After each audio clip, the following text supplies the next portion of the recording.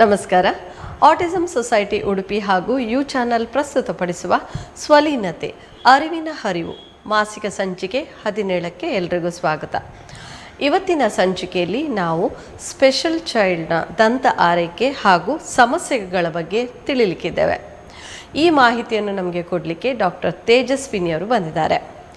ಇವರು ಮಕ್ಕಳ ದಂತ ವೈದ್ಯರಾಗಿದ್ದು ಪೇಡಿಯಾಟ್ರಿಕ್ ಆ್ಯಂಡ್ ಪ್ರಿವೆಂಟಿವ್ ಡೆಂಟಿಸ್ಟ್ರಿನಲ್ಲಿ ಸ್ನಾತಕೋತ್ತರ ಪದವಿ ಮತ್ತು ಮಕ್ಕಳ ಕೇಂದ್ರಿತ ದಂತ ಆರೈಕೆಯಲ್ಲಿ 3 ವರ್ಷಗಳಿಗೂ ಹೆಚ್ಚು ಕ್ಲಿನಿಕಲ್ ಅನುಭವ ಹೊಂದಿದ್ದಾರೆ. ನರಗಳ ಬೆಳವಣಿಗೆಯ ಸ್ಥಿತಿಗತಿಗಳನ್ನು ಒಳಗೊಂಡಂತೆ ವಿಶೇಷ ಆರೋಗ್ಯ ಅಗತ್ಯತೆಗಳನ್ನು ಹೊಂದಿರುವ ಮಕ್ಕಳೊಂದಿಗೆ ಕೆಲಸ ಮಾಡುವಲ್ಲಿ ಅವರು ತೀವ್ರ ಆಸಕ್ತಿಯನ್ನು ಹೊಂದಿದ್ದಾರೆ ಮತ್ತು ಸೌಮ್ಯ ತಡೆಗಟ್ಟುವ ಮತ್ತು ನಡವಳಿಕೆ ಮಾರ್ಗದರ್ಶಿತ ದಂತ ಚಿಕಿತ್ಸೆ ನೀಡುವತ್ತ ಗಮನ ಹರಿಸುತ್ತಾರೆ. ಮಕ್ಕಳ ಮೌಖಿಕ ಆರೋಗ್ಯಕ್ಕೆ ಸಂಬಂಧಿಸಿದ ಶೈಕ್ಷಣಿಕ ಕೆಲಸ, ಸಂಶೋಧನೆ ಮತ್ತು ಸಮುದಾಯ ಸಂಪರ್ಕ ಕಾರ್ಯಕ್ರಮಗಳಲ್ಲಿ ಸಕ್ರಿಯವಾಗಿ ತೊಡಗಿಸಿಕೊಂಡಿರುತ್ತಾರೆ. ಅಲ್ಲದೆ ವಿಶೇಷ ಮಕ್ಕಳಿಗೆ ದಂತ ಆರೈಕೆಯನ್ನು ಒತ್ತಡ ಮುಕ್ತ ಮಾಡಲು ಇವರು ಬದ್ಧರಾಗಿರುತ್ತಾರೆ. ಬನ್ನಿ ಇವರನ್ನು ಈ ಕಾರ್ಯಕ್ರಮಕ್ಕೆ ಸ್ವಾಗತಿಸೋಣ. ನಮಸ್ಕಾರ. ಕಾರ್ಯಕ್ರಮಕ್ಕೆ ಸ್ವಾಗತ. ಸ್ಪೆಷಲ್ ಚೈಲ್ಡ್ಗಳ ಒಂದು ದಂತ ಆರೋಗ್ಯ ಹಾಗೂ ಅವರ ಸಮಸ್ಯೆಗಳ ಬಗ್ಗೆ, ಅಂದರೆ ಹಲ್ಲಿನ ಸಮಸ್ಯೆಗಳ ಬಗ್ಗೆ ತಿಳಿಸ್ಲಿಕ್ಕೆ ಇವತ್ತು ನೀವು ಬಂದಿದ್ದೀರಾ. ಸ್ಪೆಷಲ್ ಚೈಲ್ಡ್ನ ಬಗ್ಗೆ ಆಲ್ರೆಡಿ ನಾವು ಹಿಂದಿನ ಸಂಚಿಕೆಗಳಲ್ಲಿ ಹೇಳಿದ್ದೇವೆ. ಆದರೂ ಈ ಸ್ಪೆಷಲ್ ಚೈಲ್ಡ್ಗಳಿಗೆ ಅವರ ಒಂದು ದಂತ ಆರೋಗ್ಯ ಅಂತೇಳಿ ಬಂದಾಗ ಬ್ರಷಿಂಗ್ ಮೊದಲಾಗಿ ಮಾಡಬೇಕಾಗುತ್ತೆ. ಸೊ ಈ ಸ್ಪೆಷಲ್ ಚೈಲ್ಡ್ ಅಥವಾ ಆಟಿಸಮ್ ಇರುವ ಮಕ್ಕಳು ಬ್ರಷನ್ನು ಹೇಗೆ ಮಾಡಬೇಕಾಗತ್ತೆ ಹಾಗೂ ಅವರಿಗೋಸ್ಕರ ಬೇರೆದೇ ಆದ ಒಂದು ಪೇಸ್ಟ್ ಏನಾದರೂ ಇದೆಯಾ, ಇದರ ಬಗ್ಗೆ ತಿಳಿಸಿ. ಆಟಿಸಮ್ ಅಂತ ಹೇಳಿದಾಗ ಎಲ್ಲ ಥರ ಮಕ್ಕಳಿರ್ತಾರೆ. ಅದರಲ್ಲಿ ಒಬ್ಬರು ಹೈಪರ್ ಇರ್ತಾರೆ, ಒಬ್ಬರು ಅಷ್ಟೇ ಕಾಮ್ ಆಗಿರ್ತಾರೆ, ಒಬ್ಬರು ಏನು ಇಂಟರಾಕ್ಷನೇ ಮಾಡಲ್ಲ. ಸೊ ಈ ಮಕ್ಕಳಲ್ಲಿ, ಆಟಿಸಮ್ ಮಕ್ಕಳಲ್ಲಿ ಬ್ರಷಿಂಗ್ ಅನ್ನೋದು ಒಂದು ಚಾಲೆಂಜ್ ಆಗಿರುತ್ತೆ. ಸೊ ಇಲ್ಲ ಅಂದ್ರೂ ನಾರ್ಮಲ್ ಮಕ್ಕಳಲ್ಲೇ ಅದು ಬ್ರಷ್ ಮಾಡಿಸೋದಂದ್ರೆ ಬೆಳಿಗ್ಗೆ ಎದ್ದು ಚಾಲೆಂಜ್ ಆಗಿರುತ್ತೆ. ಸೊ ಆಟಿಸಮ್ ಮಕ್ಕಳಲ್ಲಿ ಈಗ ಬ್ರಷಿಂಗ್ ಅಂತ ಹೇಳಿದಾಗ ಅವರು ಮೇಯ್ನ್ಲಿ ಸೆನ್ಸೇಷನ್ಗೆ ತುಂಬ ಆ್ಯಕ್ಟಿವ್ ಆಗಿರುತ್ತಾರೆ ಅಂತ ಹೇಳ್ತೀವಿ. ಸೊ ಏನೇ ಒಂದು ಕೊಟ್ಟರು ಅದು ಬೇಗ ರೆಸ್ಪಾನ್ಸಿವ್ ಆಗಿ ಇದು ಮಾಡ್ತಾರೆ. ಸೊ ಆ ಮಕ್ಕಳಲ್ಲಿ ಬ್ರಷಿಂಗ್ ಅನ್ನೋದು ಫಸ್ಟು ಕೈ ಬೆರಳಲ್ಲಿ ಮಾಡಿ ತೋರಿಸೋದು, ಅಥವಾ ಗೊಂಬೆ ಮೇಲೆ ಮಾಡಿ ತೋರಿಸೋದು, ಅಥವಾ ಅವ್ರ ಜೊತೆಗೆ ನಿಂತು ನೀವು ಹೀಗೆ ಮಾಡಿ ಅಂತ ಹೇಳ್ಕೊಡೋದು, ಅಥವಾ ವಿಡಿಯೋ ಮುಖಾಂತರ ಹೇಳ್ಕೊಡೋದ್ರಿಂದ ಆ ಥರ ಇಂಪ್ಲಿಮೆಂಟ್ ಮಾಡ್ತಾ ಹೋಗಬೇಕು ಬ್ರಷಿಂಗ್ ಅನ್ನೋದು ಈ ಆಟಿಸಮ್ ಮಕ್ಕಳಲ್ಲಿ. ಅದಲ್ಲದೆ ಕೆಲವರು ಮಾಡಲಿಕ್ಕೆ ಬಿಡೋದಿಲ್ಲ, ಜಸ್ಟ್ ಒಂದು ಸೈಡ್ಗೆ ಮಾಡಿದಾಗಲೇ ಸ್ಟಾಪ್ ಮಾಡ್ತಾರೆ. ಅಂಥ ಮಕ್ಕಳಲ್ಲಿ ಇವಾಗ ಅಡ್ವಾನ್ಸ್ ಆಗಿ 3 ಹೆಡೆಡ್ ಬ್ರಷಸ್ ಅಂತ ಬರುತ್ತೆ. ಅಂದರೆ ಒಂದೇ ಸತಿಗೆ 2 ಮೈ ಹಲ್ಲಿದನ್ನು ಬ್ರಷ್ ಮಾಡುವಂಥದ್ದು, ಅದು ಸಹ ಬರುತ್ತೆ. ಆಮೇಲೆ ಪೇಸ್ಟಿನ ಪ್ರಮಾಣ ಅಂತ ಬಂದಾಗ ಯಾವುದೇ ಸಣ್ಣ ಮಕ್ಕಳಿಗಾದರೂ ಅಕ್ಕಿ ಕಾಳಷ್ಟು, 6 ವರ್ಷ ಮೇಲ್ಪಟ್ಟಿದ ಮಕ್ಕಳಿಗೆ ಕಡಲೆಕಾಳಷ್ಟು, ಇಷ್ಟು ಪ್ರಮಾಣದಲ್ಲಿ ಬ್ರಷಿಂಗ್ ಮಾಡುವಂಥದ್ದು. ಆಟಿಸಮ್ ಮಕ್ಕಳಲ್ಲಿ ಬ್ರಷಿಂಗನ್ನು ನೀವು ನಿಧಾನ ರೊಟೀನ್ ಆಗಿ ಪ್ರಾಕ್ಟೀಸ್ ಮಾಡಬೇಕು, ಆವಾಗಲೇ ಅವ್ರು ಅರ್ಥ ಮಾಡ್ಕೊತಾರೆ. ಮತ್ತು ಅವರಿಗೆ ನೀವು ಒಂದೇ ದಿವಸದಲ್ಲಿ ಹೇಳ್ಕೊಟ್ಟು ಮಾರನೇ ದಿನ ಮಾಡ್ತಾರೆ ಬಿಟ್ಬಿಡೋಣ ಅಂತ ಪೇರೆಂಟ್ಸ್ ಹಾಗೆ ಮಾಡ್ಲಿಕ್ಕಾಗಲ್ಲ. ಪೇರೆಂಟ್ಸು ಸ್ವಲ್ಪ ಅದನ್ನು ಅರ್ಥ ಮಾಡಿಕೊಂಡು ನನ್ನ ಮಗನಿಗೆ ಇನ್ನೂ ಜಾಸ್ತಿ ಅಟೆನ್ಷನ್ ಬೇಕು, ಸೊ ಅವ್ರಿಗೋಸ್ಕರ ನಾನು ಟೈಮ್ ಸ್ಪೆಂಡ್ ಮಾಡಬೇಕು ಅಂತ ತಿಳ್ಕೊಂಡು ಅವ್ರ ಜೊತೆಗೆ ದಿನ ಬೆಳಿಗ್ಗೆ ಎದ್ದು ಅವ್ರ ಜೊತೆಗೆ ನಿಂತು ಬ್ರಷಿಂಗ್ ಮಾಡೋದ್ರಿಂದ ಅವ್ರು ಅದನ್ನು ರೊಟೀನಾಗಿ ಅರ್ಥ ಮಾಡ್ಕೊತಾರೆ. ಮತ್ತು ಬ್ರಷಿಂಗ್ ಅಂತ ಹೇಳೋದು ಬರೀ ಹಲ್ಲು ಕ್ಲೀನ್ ಮಾಡಿದಾಗ ಬರೀ ಬ್ರಷಿಂಗಲ್ಲೇ ಕ್ಲೀನ್ ಆಗತ್ತೆ ಅಂತಲ್ಲ.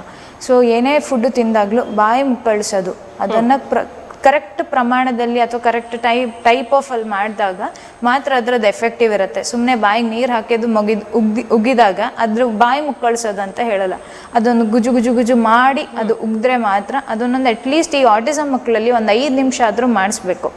ಎಲ್ಲ ಸ್ಟೆಪ್ ವೈಸ್, ಒಂದು ಸೈಡ್ಗೆ ರೈಟ್ ಸೈಡ್ ಒಂದ್ಸಲ, ಲೆಫ್ಟ್ ಸೈಡ್ ಒಂದ್ಸಲ, ಹಾಗೆ ಸ್ಟೆಪ್ಪಲ್ಲಿ ಮಾಡಿದಾಗ ಬ್ರಷ್ ಮಾಡಿಲ್ಲ ಅಂದರೂ ಅದು ತುಂಬ ಎಫೆಕ್ಟಿವ್ ಇರುತ್ತೆ. ಅಂದರೆ ಇವಾಗ ಹಲ್ಲು ಹುಳ ತಿನ್ನೋದು ಬ್ಯಾಕ್ಟೀರಿಯಾದಿಂದ ಅಂತ ಹೇಳ್ತೀವಿ, ಕಣ್ಣಿಗೆ ಕಾಣದೇ ಇರೋ ಬ್ಯಾಕ್ಟೀರಿಯಾ, ಕ್ರಿಮಿಗಳು ಅಂತ ಹೇಳ್ತೀವಿ. ಸೊ ಅದರಲ್ಲಿ ಏನಾಗುತ್ತೆ ಅಂದರೆ ಇವಾಗ ಬಾಯಲ್ಲಿ ಅಸಿಡಿಕ್ ಅಂತ ಹೇಳ್ತೀವಿ, ಆ ಪ್ರಮಾಣ ಜಾಸ್ತಿ ಆದಾಗ ಅದು ಬೇಗ ಹಲ್ಲು ಹುಳ ತಿನ್ನುತ್ತೆ ಮತ್ತು ಹಲ್ಲು ಹಾಳಾಗಲಿಕ್ಕೆ ಆ ಎನ್ವಿರಾನ್ಮೆಂಟ್ ಜಾಸ್ತಿ ಎಫೆಕ್ಟಿವ್ ಇರುತ್ತೆ. ಸೊ ನಾವು ಅದನ್ನು ಹೇಗೆ ಕಮ್ಮಿ ಮಾಡ್ಬೋದು ಅಂದರೆ, ಒಂದು ಏನೇ ತಿಂದಾದ್ಮೇಲೂ ಅಥವಾ ಏನೇ ಅಸಿಡಿಕ್ ಆಗಿರ್ಬೋದು, ಏನೇ ಸ್ವೀಟ್ ತಿಂದಾಗಲೂ ಬಾಯಿ ಮುಕ್ಕಳಿಸೋದು ಅಥವಾ ಬ್ರಷ್ ಮಾಡಿದಾಗ ಸರಿಯಾಗತ್ತೆ ಅಂತ ಹೇಳ್ತೀವಿ. ಸೊ ಅದನ್ನು ಕಲ್ಟಿವೇಟ್ ಮಾಡಿಕೊಂಡಾಗ ಆಟಿಸಮ್ ಮಕ್ಕಳಲ್ಲಿ ಅದು ತುಂಬ ಎಫೆಕ್ಟಿವ್ ಆಗಿ ಕಾಣಿಸುತ್ತೆ. ಮತ್ತು ಅವರಿಗೆ ನೀವು ಒಂದು ರೊಟೀನ್ ಅಂತ ಹೇಳ್ಕೊಟ್ಟಾಗ ಅದನ್ನು ಬೇಗ ಅಳವಡಿಸ್ಕೊತಾರೆ. ಅಳವಡಿಸ್ಕೊಂಡಾಗ ಅದು ಅವರೇ ಡಿಸಿಪ್ಲಿನ್ ಆಗಿ ಫಾಲೋ ಮಾಡ್ತಾ ಹೋಗ್ತಾರೆ. ಸೊ ಬ್ರಷಿಂಗ್ ಅನ್ನೋದು ಹೇಳ್ದಾಗಲೇ ರೌಂಡ್ ಮೋಷನಲ್ಲಿ ಮಾಡ್ಬೋದು ಸಣ್ಣ ಮಕ್ಕಳಲ್ಲಿ. ದೊಡ್ಡವರಿಗೆ ಬೇರೆ ಥರನೇ ಬರುತ್ತೆ. ಚಿಕ್ಕವರಿಗೆ ಚಿಕ್ಕ ಸೈಜ ಬ್ರಷ್ಗಳೇ ಬರ್ತದೆ. ಕೆಲವರಿಗೆ ಅದ್ರ ಅರಿವಿರಲ್ಲ ಈ ಥರ ಇದೆ ಮಾರ್ಕೆಟಲ್ಲ ಅಂತ. ಅವ್ರು ದೊಡ್ಡ ಮಕ್ಕಳು ದೊಡ್ಡ ಪೇಸ್ಟ್ ಕೊಡ್ತಾರೆ, ದೊಡ್ಡವ್ರಿಗೆ ಯೂಸ್ ಮಾಡೋ ಪೇಸ್ಟನ್ನೇ ಕೊಡ್ತಾರೆ, ಬ್ರಷ್ ಫುಲ್ ಹಾಕಿ ಕೊಡ್ತಾರೆ, ತಗೋ ಉಜ್ಕೋ ಅಂತ. ಹಾಗೆಲ್ಲ ಮಾಡಬಾರ್ದು. ಅದಕ್ಕೆ ಅಂತಲೇ ಇಂತಿಷ್ಟು ಪ್ರಮಾಣ, ಇಂತಿಷ್ಟು ವಯಸ್ಸು ಮಕ್ಕಳಿಗೆ ಅಂತ ಇರುತ್ತೆ. ಆಮೇಲೆ ಬ್ರಷು ಆವಾಗಲೇ ಹೇಳ್ದಾಗಲೇ 3 ಹೆಡೆಡ್ ಬ್ರಷಸ್ ಬರುತ್ತೆ, ಈಗ ಎಲೆಕ್ಟ್ರಿಕ್ ಬ್ರಷಸ್ ಅಂತ ಬರುತ್ತೆ. ಬಟ್ ಯಾವುದಕ್ಕೂ ನೀವು ನಿಮ್ಮ ದಂತ ವೈದ್ಯರ ಹತ್ರ ಹೋಗ್ಬಿಟ್ಟು, ಈ ಮಕ್ಕಳ ದಂತ ವೈದ್ಯರ ಹತ್ರ ಹೋಗ್ಬಿಟ್ಟು ನನ್ನ ಮಗುವಿಗೆ ಯಾವುದು ಸೂಕ್ತ, ಯಾವ ಥರ ಬ್ರಷ್ ನಾನು ಯೂಸ್ ಮಾಡ್ಬೋದು, ರೆಗ್ಯುಲರ್ ಬ್ರಷ್ ಯೂಸ್ ಮಾಡ್ಬೋದಾ, ಅಥವಾ ಅವನಿಗಂತಾನೆ 3 ಹೆಡೆಡ್ ಬ್ರಷ್ ಯೂಸ್ ಮಾಡ್ಬೋದಾ, ಎಲೆಕ್ಟ್ರಿಕ್ ಬ್ರಷ್ ಯೂಸ್ ಮಾಡ್ಬೋದಾ, ಫಿಂಗರ್ ಬ್ರಷಸ್ಸು ಬರುತ್ತೆ. ಈಗ ಮಗು ಚಿಕ್ಕ ವಯಸ್ಸಲ್ಲಿದ್ದಾಗಲೇ ಹಲ್ಲು ಬರುತ್ತೆ, ಒಂದು 7 ತಿಂಗಳ ನಂತರ ಹಲ್ಲು ಬಂದಾಗಲೇ ಕೆಲವರೆಲ್ಲ ಮಗು 1 ವರ್ಷ ಆದಮೇಲೆ ಬ್ರಷ್ ಮಾಡೋಣ ಅಂತ ದುಡ್ತಾರೆ. ಅದಕ್ಕಿಂತ ನೀವು ಹಲ್ಲು ಫಸ್ಟ್ ನೋಡಿದಾಗಲೇ ಬ್ರಷಿಂಗ್ ಮಾಡೋ ಸ್ಟಾರ್ಟ್ ಮಾಡಿಸ್ಬೇಕು. ಫಿಂಗರ್ ಬ್ರಷಿಂದ ಹಿಡಿದು ಕೈಗೆ ಜಸ್ಟ್ ಈ ಫಿಂಗರಿಗೆ ಮಾತ್ರ ಬರುತ್ತೆ. ಸೊ ಅದನ್ನು ಈಸಿ ಆಗುತ್ತೆ. ಈ ಫುಲ್ ಹಿಡ್ಕೊಳ್ಳೋಕ್ಕಿಂತ ಜಸ್ಟ್ ಹೀಗೆ ರೌಂಡ್ ಮೋಷನಲ್ಲಿ ಮಕ್ಕಳಿಗೆ ಮಾಡಿ. ಅದ್ರದ್ದು ಬ್ರಿಸಲ್ಸ್ ಎಲ್ಲ ಸಾಫ್ಟ್ ಆಗಿರುತ್ತೆ. ಮಕ್ಕಳಿಗೆ ಇರೋದೆಲ್ಲ ಬ್ರಿಸಲ್ಸ್ ಸಾಫ್ಟ್ ಆಗೇ ಇರುತ್ತೆ, ಏನು ಅದು ಹಾರ್ಡ್ ಆಗಿರಲ್ಲ. ಸೊ ಅದಕ್ಕೋಸ್ಕರನೇ ಮಕ್ಕಳಿಗಂತಾನೆ ಬೇರೆ ಕ್ಯಾಟಗರಿ ಆಫ್ ಬ್ರಷಸ್ ಸಿಗತ್ತೆ. ಮತ್ತು ಅವರಿಗೆ ಅಷ್ಟಾಗ್ಲಿಕ್ಕೋಸ್ಕರ ಅದರಲ್ಲಿ ಈಗ ಕಾರ್ಟೂನ್ ಡಿಸೈನ್ಸ್ ಆಗಿರ್ಬೋದು, ಪಿಂಕ್ ಕಲರ್, ಮಕ್ಕಳಿಗೆ ಆಯ್ಕೆ ಥರದ್ದೇ ಅಟ್ರಾಕ್ಟಿವ್ ಆಗಿರ್ಲಿಕ್ಕೋಸ್ಕರ ಅವ್ರಿಗೆ ಒಂದು ಸೆಟ್ ಆಫ್ ಬ್ರಷಸ್ ಬೇರೆ ಬರುತ್ತೆ. ಸೊ ಅದನ್ನು ಅಡಾಪ್ಟ್ ಮಾಡಿಕೊಂಡು ಯೂಸ್ ಮಾಡ್ಕೊಳ್ಳೋದು ಒಳ್ಳೆಯದು. ಎಸ್ಪೆಷಲಿ ಆಟಿಸಮ್ಮಿಗೆ ಅಂತ ಬಂದಾಗ 3 ಹೆಡೆಡ್ ಬ್ರಷಸ್ಸು ಯೂಸ್ ಮಾಡೋದು ತುಂಬ ಒಳ್ಳೆಯದು. ಅದು ನಿಮಗೆ ಮಾರ್ಕೆಟಲ್ಲಿ ಇವಾಗ ಸಿಕ್ಕಿಲ್ಲ ಅಂದರೂ ಆನ್ಲೈನಲ್ಲಿ ತುಂಬ ಬ್ರಷಸ್ ಅವೈಲೇಬಲ್ ಇರುತ್ತೆ. ಸೊ ಅದನ್ನು ಯೂಸ್ ಮಾಡೋದು ತುಂಬ ಒಳ್ಳೆಯದು ಅಂತ. ಪೇಸ್ಟ್ ಅಂತ ಹೇಳಿದರೆ ಅದು ದೊಡ್ಡವರು ಯೂಸ್ ಮಾಡುವಂಥ ಪೇಸ್ಟ್ ಆಗ್ತದ ಅಥವಾ ಅಂಥವರಿಗಾಗಿ ಬೇರೆ ರೀತಿಯಾದ ಒಂದು ಬ್ರ್ಯಾಂಡ್? ಇವಾಗ 2 ವರ್ಷದಿಂದ ಕೆಳಪಟ್ಟ ಯಾವುದೇ ಮಗು ಆಗಿದ್ರು ಅವರಿಗೆ ಫ್ಲೂರೈಡ್ ಕಂಟೆಂಟ್ ಇರೋ ಪೇಸ್ಟ್ ಯೂಸ್ ಮಾಡ್ಬೋದು. ಇವು ಅಡಲ್ಟಿಗೆ ಅಂತ ಬರೋ ಪೇಸ್ಟ್ ಯಾವುದೇ ಇದ್ರು, ಇವನ್ ರೆಗ್ಯುಲರ್ ಆಗಿ ನಾವು ಯಾವುದೇ ಬ್ರ್ಯಾಂಡಿಂಗ್ ಅಂತ ತೊಗೊಂಡ್ರು ಅದರಲ್ಲೆಲ್ಲ ಫ್ಲೂರೈಡ್ ಕಂಟೆಂಟ್ ಇದ್ದೇ ಇರುತ್ತೆ. ಸೊ ಆ ಫ್ಲೂರೈಡ್ ಕಂಟೆಂಟ್ ಇರೋದು ಮಗುವಿಗೆ ಅದು ಅಗತ್ಯ ಇರಲ್ಲ. ಸೊ ಅದನ್ನು ಅರ್ಥ ಮಾಡ್ಕೋಬೇಕು. ಮತ್ತೊಂದು ಏನಂದರೆ 6 ವರ್ಷ ಮೇಲ್ ತನಕನೂ ಅದು ಇಂತಿಷ್ಟು ಪ್ರಮಾಣದ ಫ್ಲೂರೈಡ್ ಕಂಟೆಂಟ್ ಹೋಗ್ಬೇಕು. ಈ ಫ್ಲೂರೈಡ್ ಅನ್ನೋದು ಒಂದು ಮಿನರಲ್. ಅದು ಏನು ಮಾಡುತ್ತೆ ಅಂದರೆ ಶೀಲ್ಡ್ ಥರ ಹಲ್ಲಿಗೆ ಪ್ರೊಟೆಕ್ಷನ್ ಕೊಡುತ್ತೆ. ಸೊ ಏನೇ ಕ್ಯಾವಿಟಿ ಆಗಿರ್ಬೋದು ಅಥವಾ ಹುಳ ತಿನ್ನೋದಂತ ಹೇಳ್ತೀವಲ್ಲ, ಅದು ಆಗದೆ ಇರೋ ಹಾಗೆ ಫ್ಲೂರೈಡ್ ಅನ್ನೋದು ಪ್ರೊಟೆಕ್ಟ್ ಮಾಡುತ್ತೆ. ಸೊ ಅದಕ್ಕೋಸ್ಕರ ಈ ಸಣ್ಣ ವಯಸ್ಸು ಮಕ್ಕಳಿಗೆ ಅದ್ರದ್ದು ಅಗತ್ಯ ಇರಲ್ಲ. ಯಾಕಂದರೆ ಅವರ ಬಾಯಲ್ಲಿರೋ ಬ್ಯಾಕ್ಟೀರಿಯಾಗಳೇ ಅದೇ ಫೈಟ್ ಮಾಡುತ್ತೆ ಹೊರತು ಅದರಿಂದ ಮಕ್ಕಳಿಗೆ ಹಲ್ಲು ಹುಳ ತಿನ್ನೋದಿಲ್ಲ. ಸೊ ಅದು ಯಾವ ಮಕ್ಕಳಿಗೆ ಯಾವ ವಯಸ್ಸಲ್ಲಿ ಯಾವ ಥರ ಪೇಸ್ಟ್ ಬೇಕು ಅನ್ನೋದು ಗೊತ್ತಾಗುತ್ತೆ. ಮತ್ತು ಇವಾಗ ರೀಸೆಂಟಾಗಿ ಅಡ್ವಾನ್ಸ್ಡ್ ಆಗಿ ಮಿನರಲೈಸಿಂಗ್ ಪೇಸ್ಟ್ ಅಂತ ಬರುತ್ತೆ. ಅಂದರೆ ಕೆಲವು ಮಕ್ಕಳಿಗೆ ಸಾಮಾನ್ಯವಾಗಿ ನೋಡಿದಾಗ ಎದ್ರ ಹಲ್ಲು ಹುಳ ತಿಂದಿರತ್ತೆ. ಎಲ್ಲರೂ ಅಂದ್ಕೊಳ್ಳೋದು ಕ್ಯಾಲ್ಶಿಯಂ ಕಮ್ಮಿ ಮಗುವಿಗೆ, ಹಾಲು ಹಲ್ಲು ಪರವಾಗಿಲ್ಲ ಬಿದ್ದು ಹೋಗಲಿ ಅಂತ. ಅದು ತಪ್ಪು ಕಲ್ಪನೆ. ಎಲ್ಲರಲ್ಲೂ ಅದು ತಪ್ಪು ಮಾಹಿತಿ ಒಬ್ಬರಿಂದ ಒಬ್ಬರಿಗೆ ಹರಡ್ತಾ ಹೋಗಿದೆ. ಅದು ಒಂದು ಎಷ್ಟು ವರ್ಷ ತನಕ ಹಾಲು ಕುಡಿಸ್ತಾರೆ ಅನ್ನೋದು, ಎಷ್ಟು ಬ್ರಷಿಂಗ್ ಯಾವ ವಯಸ್ಸಿಂದ ಸ್ಟಾರ್ಟ್ ಮಾಡಿದ್ದಾರೆ ಅನ್ನೋದು. ಮತ್ತೊಂದು ಏನಂದರೆ ಕೆಲವು ಮಕ್ಕಳಿಗೆ ಇರುತ್ತೆ, ಅದು ಒಬ್ಬೊಬ್ಬರಿಗೆ ಒಂದೊಂದು ಕಂಡೀಷನ್ ಮೇಲೆ. ಅದನ್ನು ವಿವರಿಸ್ತಾ ಹೋದರೆ ಅದು ಇನ್ನೊಂದು ಸೆಷನ್ನೇ ಬೇಕಾಗತ್ತೆ. ಸೊ ಈ ಥರ ಇದ್ದಾಗ ನೀವು ದಂತ ವೈದ್ಯರ ಹತ್ರ ಹೋಗ್ಬಿಟ್ಟು ಇದು ನನ್ನ ಮಗುವಿಗೆ ಈ ಥರ ಆಗಿದೆ ಯಾಕೆ ಅಂತ ತಿಳ್ಕೊಳ್ಳೋದು ಒಳ್ಳೆಯದು. ಅದಕ್ಕೆ ಅಂತಲೇ ಬೇರೆ ಬೇರೆ ಪೇಸ್ಟ್ಗಳು ಬರ್ತಾರೆ. ಅವ್ರು ಹೇಳ್ತಾರೆ ಜಸ್ಟ್ ಅದು ಒಂದು ಪ್ರಿವೆಂಟಿವ್ ಮೆಥಡ್ ಆಗಿ ಇದಾಗತ್ತೆ. ಸೊ ನೀವು ಅವಾಗ ಫಿಲ್ಲಿಂಗ್ ಮಾಡಿಸ್ಕೋಬೇಕು ಅಥವಾ ಹಲ್ಲು ತೆಗೆಸ್ಕೋಬೇಕಂತದ್ದು ಇರಲ್ಲ. ಪೇಸ್ಟಲ್ಲೇ ಹಲ್ಲನ್ನು ಸರಿಪಡಿಸ್ಬೋದು. ಮತ್ತೊಂದು ಏನಂತ ಹೇಳಬೇಕಂದ್ರೆ, ಇದು ಫಸ್ಟು ದೊಡ್ಡವರಿಗೆ ಯೂಸ್ ಮಾಡೋ ಪೇಸ್ಟನ್ನು ಸ್ಟಾಪ್ ಮಾಡಿ ಮಕ್ಕಳಿಗೆ ಯೂಸ್ ಮಾಡೋದು. ಅದು ಮಕ್ಕಳಿಗೆ ಅಂತಲೇ ಬೇರೆ ಪೇಸ್ಟ್ಗಳು ಬರ್ತವೆ, ಅದನ್ನು ಯೂಸ್ ಮಾಡಿ. ಅದರಿಂದ ತುಂಬ ಎಫೆಕ್ಟಿವ್ ಇರುತ್ತೆ ಮತ್ತು ಹಲ್ಲಿನ ಆ ಶಕ್ತಿಯು ಅಷ್ಟೇ ಮೇಂಟೈನ್ ಆಗುತ್ತೆ. ದೊಡ್ಡವರಿಗೆ ಯೂಸ್ ಮಾಡಿದರೆ ಅದು ಅವ್ರ ಬಾಡಿಗೆ ತುಂಬ ಒಳ್ಳೆಯದಲ್ಲ. ಯಾಕಂದರೆ ಅದರಲ್ಲಿರೋ ಫ್ಲೂರೈಡ್ ಕಂಟೆಂಟು ಜಾಸ್ತಿ ಅತಿಯಾಗಿರುತ್ತೆ, ಮಕ್ಕಳ ದೇಹಕ್ಕೆ ಅದು ಅಗತ್ಯ ಇರಲ್ಲ. ಓಕೆ, ಯಾವಾಗಲೇ ನೀವು ಹೇಳಿದ್ರಿ ಮಕ್ಕಳಿಗೆ ಬೇರೆಯಾದ ಪೇಸ್ಟ್ ಇರುತ್ತೆ ಹಾಗೂ 3 ಹೆಡೆಡ್ ಬ್ರಷ್ ಇರುತ್ತೆ ಅಂತ ಹೇಳಿದ್ರಿ. ಅದರಿಂದಾಗಿ ಮಕ್ಕಳಿಗೆ, ಆಟಿಸಮ್ ಇರೋ ಮಕ್ಕಳಿಗೆ ಬ್ರಷ್ ಮಾಡಲಿಕ್ಕೆ ಈಸಿ ಆಗುತ್ತೆ. ಯಾಕಂತ ಹೇಳಿದರೆ ಅವರಿಗೆ ಹೇಳಿಕೊಡೋದ್ರಲ್ಲಿ ತುಂಬಾ ಕಷ್ಟ. ಅಂಥ ನಾರ್ಮಲ್ ಮಕ್ಕಳಿಗೆ ನೀವು ಆವಾಗಲೇ ಹೇಳಿದಾಗೆ ನಾರ್ಮಲ್ ಮಕ್ಕಳಿಗೆ ಹೇಳಿಕೊಡೋದು ತುಂಬ ಕಷ್ಟ. ಅದು ಅಲ್ಲದೆ ಇಂತಹ ಮಕ್ಕಳು ಓದಲ್ಲಿ ಕೂತ್ಕೊಳ್ಳೋದಿಲ್ಲ, ಏನು ಹೇಳಿದ್ರು ಕೇಳೋದಿಲ್ಲ. ಅಂಥವರಿಗೆ ಇದು ಆಟದ ರೀತಿಯಲ್ಲಿ ಹೇಳಿಕೊಟ್ರು ನಡೀತದೆ. ಆವಾಗಲೇ ಹೇಳಿದರೆ ಬೊಂಬೆಗಳ ಮೇಲೆ ಮಾಡಿ ತೋರಿಸುವಂಥದ್ದು ಅಂತೇಳಿ. ಅದು ಅಲ್ಲದೆ ಪೇರೆಂಟ್ಸ್ಗಳ ಪಾತ್ರನೂ ಅಷ್ಟೇ ಇರುತ್ತೆ. ಡಾಕ್ಟರ್ ಯಾವ ರೀತಿ ಹೇಳಿರ್ತಾರೆ ಅದನ್ನೇ ಪುನರಾವರ್ತಿತ ಮಾಡಿ ಆ ಮಕ್ಕಳಿಗೆ ಹೇಳ್ಕೊಡ್ಬೇಕಾಗತ್ತೆ. ಒಂದು ದಿನ ಹೇಳಿದರೆ ಸಾಕಾಗಲ್ಲ ಹೇಳಿ. ಅದು ಅಲ್ಲದೆ ನಿಮ್ಮಲ್ಲಿ ಬಂದಾಗ ಮಕ್ಕಳು ಡಾಕ್ಟರ್ ಹತ್ರ ಬಂದಾಗ ಒಂದು ಕಡೆ ಒಂದು ಕೂತ್ಕೊಳ್ಳಲ್ಲ, ಅಥವಾ ಡಾಕ್ಟರ್ ಅಂತ ಹೇಳಿದ ಕೂಡಲೇ ಮಕ್ಕಳಿಗೆ ಹೆದರಿಕೆ, ನಾರ್ಮಲ್ ಜನರಿಗೆ ಅಥವಾ ಮಕ್ಕಳಿಗೂ ಡಾಕ್ಟರ್ ಹತ್ರ ಹೋಗೋದಂದ್ರೆ ಮೊದಲು ಇಂಜೆಕ್ಷನ್ ಕೊಡ್ತಾರೆ ಇದು ಅಂತೇಳಿ ಹೆದರಿಕೆ ಇರುತ್ತೆ. ಅದು ಸಹ ಡೆಂಟಲ್ ಡಾಕ್ಟರ್ ಹತ್ರ ಹೋಗೋದು ಅಂತ ಹೇಳಿದರೆ ಅವರು ಏನಾದರೂ ಇದು ಮಾಡಿ ಹಲ್ಲಿಗೆ ಮಷಿನ್ ಎಲ್ಲ ಹಾಕಿದರೆ ಅದು ನೋವಾಗುತ್ತೆ ಅಂತೇಳಿ ಮಕ್ಕಳು ಕೇಳೋದೇ ಇಲ್ಲ. ಸೊ ಅಂತಹ ಮಕ್ಕಳನ್ನು ನೀವು ಯಾವ ರೀತಿಯಾಗಿ ಹ್ಯಾಂಡಲ್ ಮಾಡ್ತೀರಿ? ಕೂತ್ಕೊಳ್ಳೋದಿಲ್ಲ. ಸೊ ಅಂಥ ಮಕ್ಕಳನ್ನು ನೀವು ಯಾವ ರೀತಿಯಾಗಿ ಹ್ಯಾಂಡಲ್ ಮಾಡ್ತೀರಿ? ಇವಾಗ ನೀವು ಕೇಳಿ ಪ್ರಶ್ನೆಗೆ, ಇವಾಗ ನಾರ್ಮಲ್ ಮಕ್ಕಳೇ ಡಾಕ್ಟರ್ ನೋಡಿದ್ರೆ ಓಡೋಗ್ತಾರೆ. ಆಟಿಸಮ್ ಮಕ್ಕಳಂತೂ ಇನ್ನೂ ಚಾಲೆಂಜಿಂಗ್ ಇರ್ತಾರೆ. ಅವರನ್ನು ಬಂದಾಗ ಅವ್ರ ಕಾಂಟ್ಯಾಕ್ಟ್ ಇರಲ್ಲ, ಯಾವುದೇ ಐ ಕಾಂಟ್ಯಾಕ್ಟ್ ಇರಲ್ಲ. ನೀವೇನೇ ಅವ್ರ ಹೆಸರು ಕೇಳಿದ್ರು ಅವ್ರು ರೆಸ್ಪಾನ್ಸ್ ಮಾಡಲ್ಲ ನಿಮಗೆ. ಮತ್ತು ಅವ್ರ ಜೊತೆಗೆ ಸ್ವಲ್ಪ ಇನ್ನೂ ಜಾಸ್ತಿ ಪೇಷನ್ಸಲ್ಲಿ ಇರಬೇಕು, ಜಾಸ್ತಿ ಪ್ರೀತಿಯಲ್ಲಿ ಅವ್ರ ಹತ್ರ ಮಾತಾಡಿಸ್ಬೇಕು, ತುಂಬ ಟೆಂಡರಿಂದ ಮಾತಾಡಿಸ್ಬೇಕು, ನಾಜೂಕಾಗಿ ಅವ್ರ ಹತ್ರ ಮಾತಾಡಬೇಕಾಗತ್ತೆ.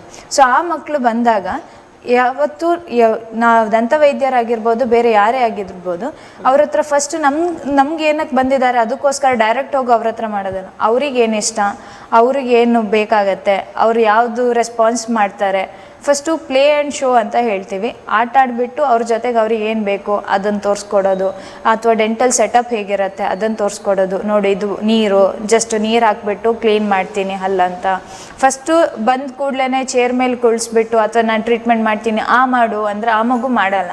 ಸೊ ಹಾಗಾಗಿ ಆ ಮಕ್ಕಳಿಗೆ ಫಸ್ಟು ತೋರಿಸ್ಕೊಡ್ಬೇಕು, ಇಂಥದ್ದು ಹೀಗೆ ಆಟ ಆಡೋಣ ಅಂದರೆ ಅವರಿಗೆ ಆ ಏರಿಯಾ ಅನ್ನೋದು ಕಂಫರ್ಟೇಬಲ್ ಆಗಬೇಕು.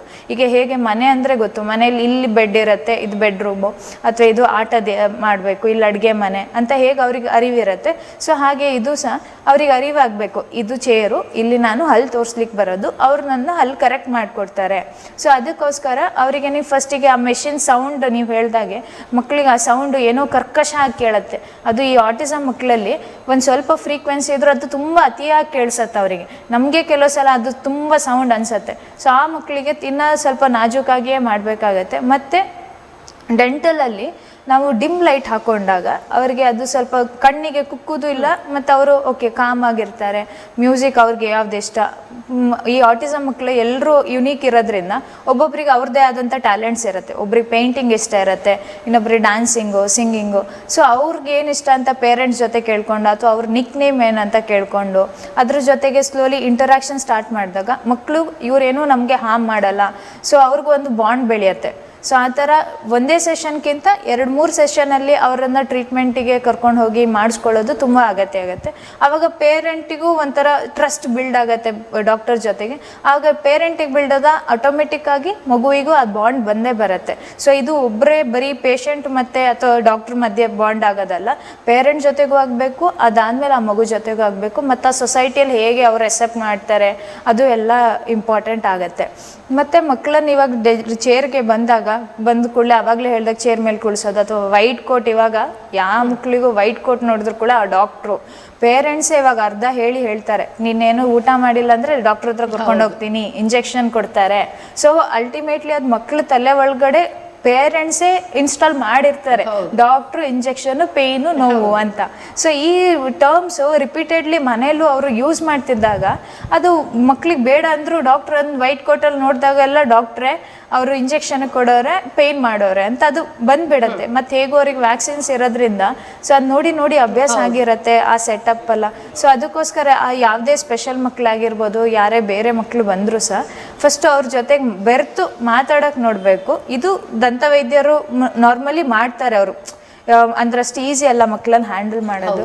ಸೊ ಹಾಗಾಗಿ ಆ ಇಂಟರಾಕ್ಷನ್ಸ್ ಯಾರೇ ಇದ್ರೂ ಬಿಲ್ಡ್ ಮಾಡಿ ಆಮೇಲೆ ಟ್ರೀಟ್ಮೆಂಟ್ ಸ್ಟಾರ್ಟ್ ಮಾಡೋದು ತುಂಬ ಅಗತ್ಯ ಆಗುತ್ತೆ. ಓಕೆ, ನೀವು ಆವಾಗಲೇ ಹೇಳಿದಾಗೆ ಪೇರೆಂಟ್ಸೇ ಮಕ್ಕಳ ತಲೆಯಲ್ಲಿ ಡಾಕ್ಟರ್ ಬದಲೇ ಹೆದರಿಕೆಯನ್ನು ಹಾಕಿ ತುಂಬಿಸಿಟ್ಟಿರ್ತಾರೆ. ಸೊ ಅಂದಮೇಲೆ ಎಲ್ಲಿಯಾದರೂ ಕರ್ಕೊಂಡು ಹೋಗಬೇಕಾದ್ರೆ ಈ ಆಟಿಸಮ್ ಮಕ್ಕಳನ್ನು ಮೊದಲೇ ಪ್ರಿಪೇರ್ ಮಾಡಬೇಕಾಗತ್ತೆ. ಸೊ ಇದು ಪೇರೆಂಟ್ಸ್ಗಳ ಕರ್ತವ್ಯ ಆಗಿರ್ತದೆ. ಯಾಕಂತ ಹೇಳಿದ್ರೆ ಒಂದೇ ಸಲ ಇಲ್ಲಿ ಕರ್ಕೊಂಡು ಹೋದ್ರು ಸೊ ಅವರ ಒಂದು ಇದರಲ್ಲಿ ಬೇರೆ ಇದೆಂದು ಗಲಾಟೆ ಮಾಡೋದಾಗಿರ್ಬೋದು, ಬೇರೆ ಏನಾದರೂ ಮಾಡ್ತಾರೆ. ಸೊ ನೀವು ಹೇಳಿದಾಗ ಮಕ್ಕಳನ್ನು ಮೊದಲೇ ಮನೆಯಲ್ಲಿ ಪ್ರಿಪೇರ್ ಮಾಡಿ ದಂತ ವೈದ್ಯರ ಹತ್ರ ಕರ್ಕೊಂಡು, ಅಂದರೆ ಡಾಕ್ಟ್ರ್ ಅಂತ ಹೇಳಿದರೆ ಕಷ್ಟ ಆಗ್ಬೋದು, ಅಥವಾ ಹಲ್ಲಿನ ಒಂದು ಟ್ರೀಟ್ಮೆಂಟ್ ಅಥವಾ ಬೇರೆ ಏನಾದರೂ ನೀವು ಹೇಳಿದಾಗೆ ಏನಾದರೂ ತೋರಿಸಿ ಮಕ್ಕಳನ್ನು ಕರ್ಕೊಂಡ್ಬಂದು ಅಲ್ಲಿ ನೀವು ಹೇಳಿದಾಗೆ ಮಕ್ಕಳನ್ನು ಫ್ರೆಂಡ್ಲಿಯಾಗಿ, ಅಂದರೆ ಬಂದ ದಿನವೇ ಅವರಿಗೆ ಟ್ರೀಟ್ ಮಾಡಲ್ಲ, ನೀವು 1-2 ಸೆಷನ್ ತಗೊಳ್ತೀರಾ ಅಂತ ಹೇಳಿದರೆ, ಅಂದರೆ ಆ ರೀತಿಯಲ್ಲಿ ನೀವು ಮಕ್ಕಳನ್ನು ಹ್ಯಾಂಡಲ್ ಮಾಡಬೇಕಾಗತ್ತೆ. ಯಾಕಂದ್ರೆ ನಾರ್ಮಲ್ ಮಕ್ಕಳನ್ನೇ ಹ್ಯಾಂಡಲ್ ಮಾಡೋದು ಭಾರಿ ಕಷ್ಟ. ಸೊ ಇಂಥದ್ರಲ್ಲಿ ಡಾಕ್ಟ್ರಿಗೂ ಪೇಷನ್ಸ್ ಇರಬೇಕು, ಹೆತ್ತವರಿಗೂ ಪೇಷನ್ಸ್ ಇರಬೇಕು. ಸೊ ಈ ಎಲ್ಲ ಹೇಳಿದಾಗೆ ಫಸ್ಟ್ ದಿನ ಮಾಡಲ್ಲ. ಸೊ ಎಷ್ಟು ಟೈಮ್ ತನಕ, ಅಂದರೆ ಎಷ್ಟು ಟೈಮ್ವರೆಗೆ ವೈದ್ಯರನ್ನು ನಾವು ನೋಡಬೇಕಾಗತ್ತೆ ಅಂತಹ ಮಕ್ಕಳನ್ನು ಅಂತೇಳಿ? ಎಷ್ಟು ಸೆಷನ್ಗೊಂದ್ಸಲ ಬರಬೇಕಾ, ಹೇಗೆ ಅದು ಎಷ್ಟು? ಅಂದರೆ ಅದನ್ನೇ ಇವಾಗ ಡಿಪೆಂಡ್ ಆಗುತ್ತೆ. ಒಂದು ಮಕ್ಕಳಿಗೆ ಫುಲ್ ಕಂಪ್ಲೀಟ್ ಬಾಯಲ್ಲಿ ತುಂಬ ಹಲ್ಲು ಹುಳುಕಿರುತ್ತೆ, ಆವಾಗ ಆ ಸೆಷನಲ್ಲಿ ನಾವು ಫಸ್ಟ್ ಸೆಷನ್ ಜಸ್ಟ್ ಚೆಕಪ್ ಮಾಡಿಬಿಟ್ಟು ನಾವು ಹೀಗೆ ಆಗ್ಬೋದು ಟ್ರೀಟ್ಮೆಂಟ್ ಅಂತ ಹೇಳ್ಬೋದು. ಸೆಕೆಂಡ್ ಸೆಷನಲ್ಲಿ ಮಗು ಜೊತೆಗೆ ನಾವು ಕುಳಿಸ್ಕೊಂಡು ಜಸ್ಟ್ ವಾಟರ್ ಸ್ಪ್ರೇ ಮಾಡೋದಾಗಿರ್ಬೋದು, ಮೆಷಿನರಿ ಯೂಸ್ ಮಾಡದೆ ಜಸ್ಟ್ ಹ್ಯಾಂಡಲ್ಲೇ ಕೈಯಲ್ಲಿ ಏನು ಸಾಧ್ಯ ಆಗುತ್ತೆ ಅದನ್ನು ಮಾಡುವಂಥದ್ದು, ಅಥವಾ ಏನಾದರೂ ಫಿಲ್ ಮಾಡೋಕ್ಕಾದರೆ ಅದನ್ನು ಜಸ್ಟ್ ಇದು ಮಾಡುವಂಥದ್ದು. ಆ ಥರ ಸ್ಲೋಲಿ ಮಕ್ಕಳಿಗೆ ಅದು ಹೆದರಿಕೆ ಬರಬಾರ್ದು, ಅಯ್ಯೋ ಏನೋ ಮಾಡ್ತಿದ್ದಾರೆ ಪೇಯ್ನ್ ಆಗ್ತಾ ಇದೆ ಅಂತ. ಎಸ್ಪೆಷಲಿ ಆಟಿಸಮ್ ಅಲ್ಲಿ ಅವ್ರಿಗೆ ತುಂಬ ಸೆನ್ಸರಿ ಇದು ಇಶ್ಯೂಸ್ ಇರೋದ್ರಿಂದ ಏನೇ ಚೂರು ಇದಾದರೂ ಅವ್ರಿಗೆ ತುಂಬ ನರ್ವಸ್ ಆಗುತ್ತೆ ಅಥವಾ ಹೈಪರ್ ಆಗಿಬಿಡ್ತಾರೆ, ಬಿಡೋದೇ ಇಲ್ಲ. ಒಂದ್ಸಲ ಅವ್ರಿಗೆ ಅದು ಆಗಲ್ಲ, ಪೇಯ್ನ್ ಬರುತ್ತೆ ಅಂತ ಗೊತ್ತಾ, ಅದು ಮತ್ತೆ ಕೂತ್ಕೊಳ್ಳಲ್ಲ. ಸೊ ಆ ಸೆನ್ಸರಿ ಇಶ್ಯೂಸ್ ಇರೋದ್ರಿಂದ ಸೊ ತುಂಬ ನಾಜೂಕಾಗಿ ಹ್ಯಾಂಡಲ್ ಮಾಡಬೇಕು ಅವ್ರಿಗೆ. ಫಸ್ಟ್ ಏನಾಗುತ್ತೆ ಪ್ರಿವೆಂಟೇಬಲ್ ಮೆಥಡ್ ಅಂತ ಹೇಳ್ತೀವಿ, ಏನು ಅದನ್ನು ತಡೆಗಟ್ಸೋ ಕೆಲವೊಂದು ರೂಟ್ ಕೆನಲ್ ಅಥವಾ ಆಗಿರ್ಬೋದು, ಹಲ್ಲು ತೆಗೆಯೋದಾಗಿರ್ಬೋದು, ಅಥವಾ ಫಿಲ್ಲಿಂಗ್ ಅಗತ್ಯ ಇರಲ್ಲ. ಜಸ್ಟ್ ಅದನ್ನು ಒಂದು ಸೀಲ್ ಮಾಡಿಬಿಟ್ಟು, ಈಗ ಬೇರೆ ಬೇರೆ ಮೆಥಡ್ಸ್ ಬಂದಿದೆ, ಪ್ರಿವೆಂಟಿವ್ ಮೆಥಡ್ಸ್ ಅಂತ ಹೇಳ್ತೀವಿ. ಸೊ ಆ ಥರ ಏನು ಅಪ್ರೋಚ್ ಮಾಡೋಕ್ಕಾಗತ್ತೆ ಅದನ್ನು ಮಾಡಿ ತೋರಿಸುವಂಥದ್ದು. ಮತ್ತು ಏನೇ ರೂಟ್ ಕೆನಲ್ಸ್ ಬೇಕಂತ ಇದ್ದರೆ ಅದು ನೆಕ್ಸ್ಟ್ ಇನ್ ಸೆಕ್ಷನಲ್ಲಿ ಆಗುತ್ತೆ. ಸೊ ಹಾಗಾಗಿ ಒಂದು ಈಗ ಸಾಮಾನ್ಯ ಅಂತ ಹೇಳಬೇಕಂದ್ರೆ ಸೆಕೆಂಡ್ ಸೆಷನಿಂದ ಏನೇ ಟ್ರೀಟ್ಮೆಂಟ್ ಇದ್ದರೂ ಸ್ಟಾರ್ಟ್ ಮಾಡ್ಬೋದು, ಮತ್ತು ಥರ್ಡ್ ಫೋರ್ತ್ ಸೆಕ್ಷನೆಲ್ಲ ಕಂಪ್ಲೀಟ್ ಮಾಡ್ಬೋದು.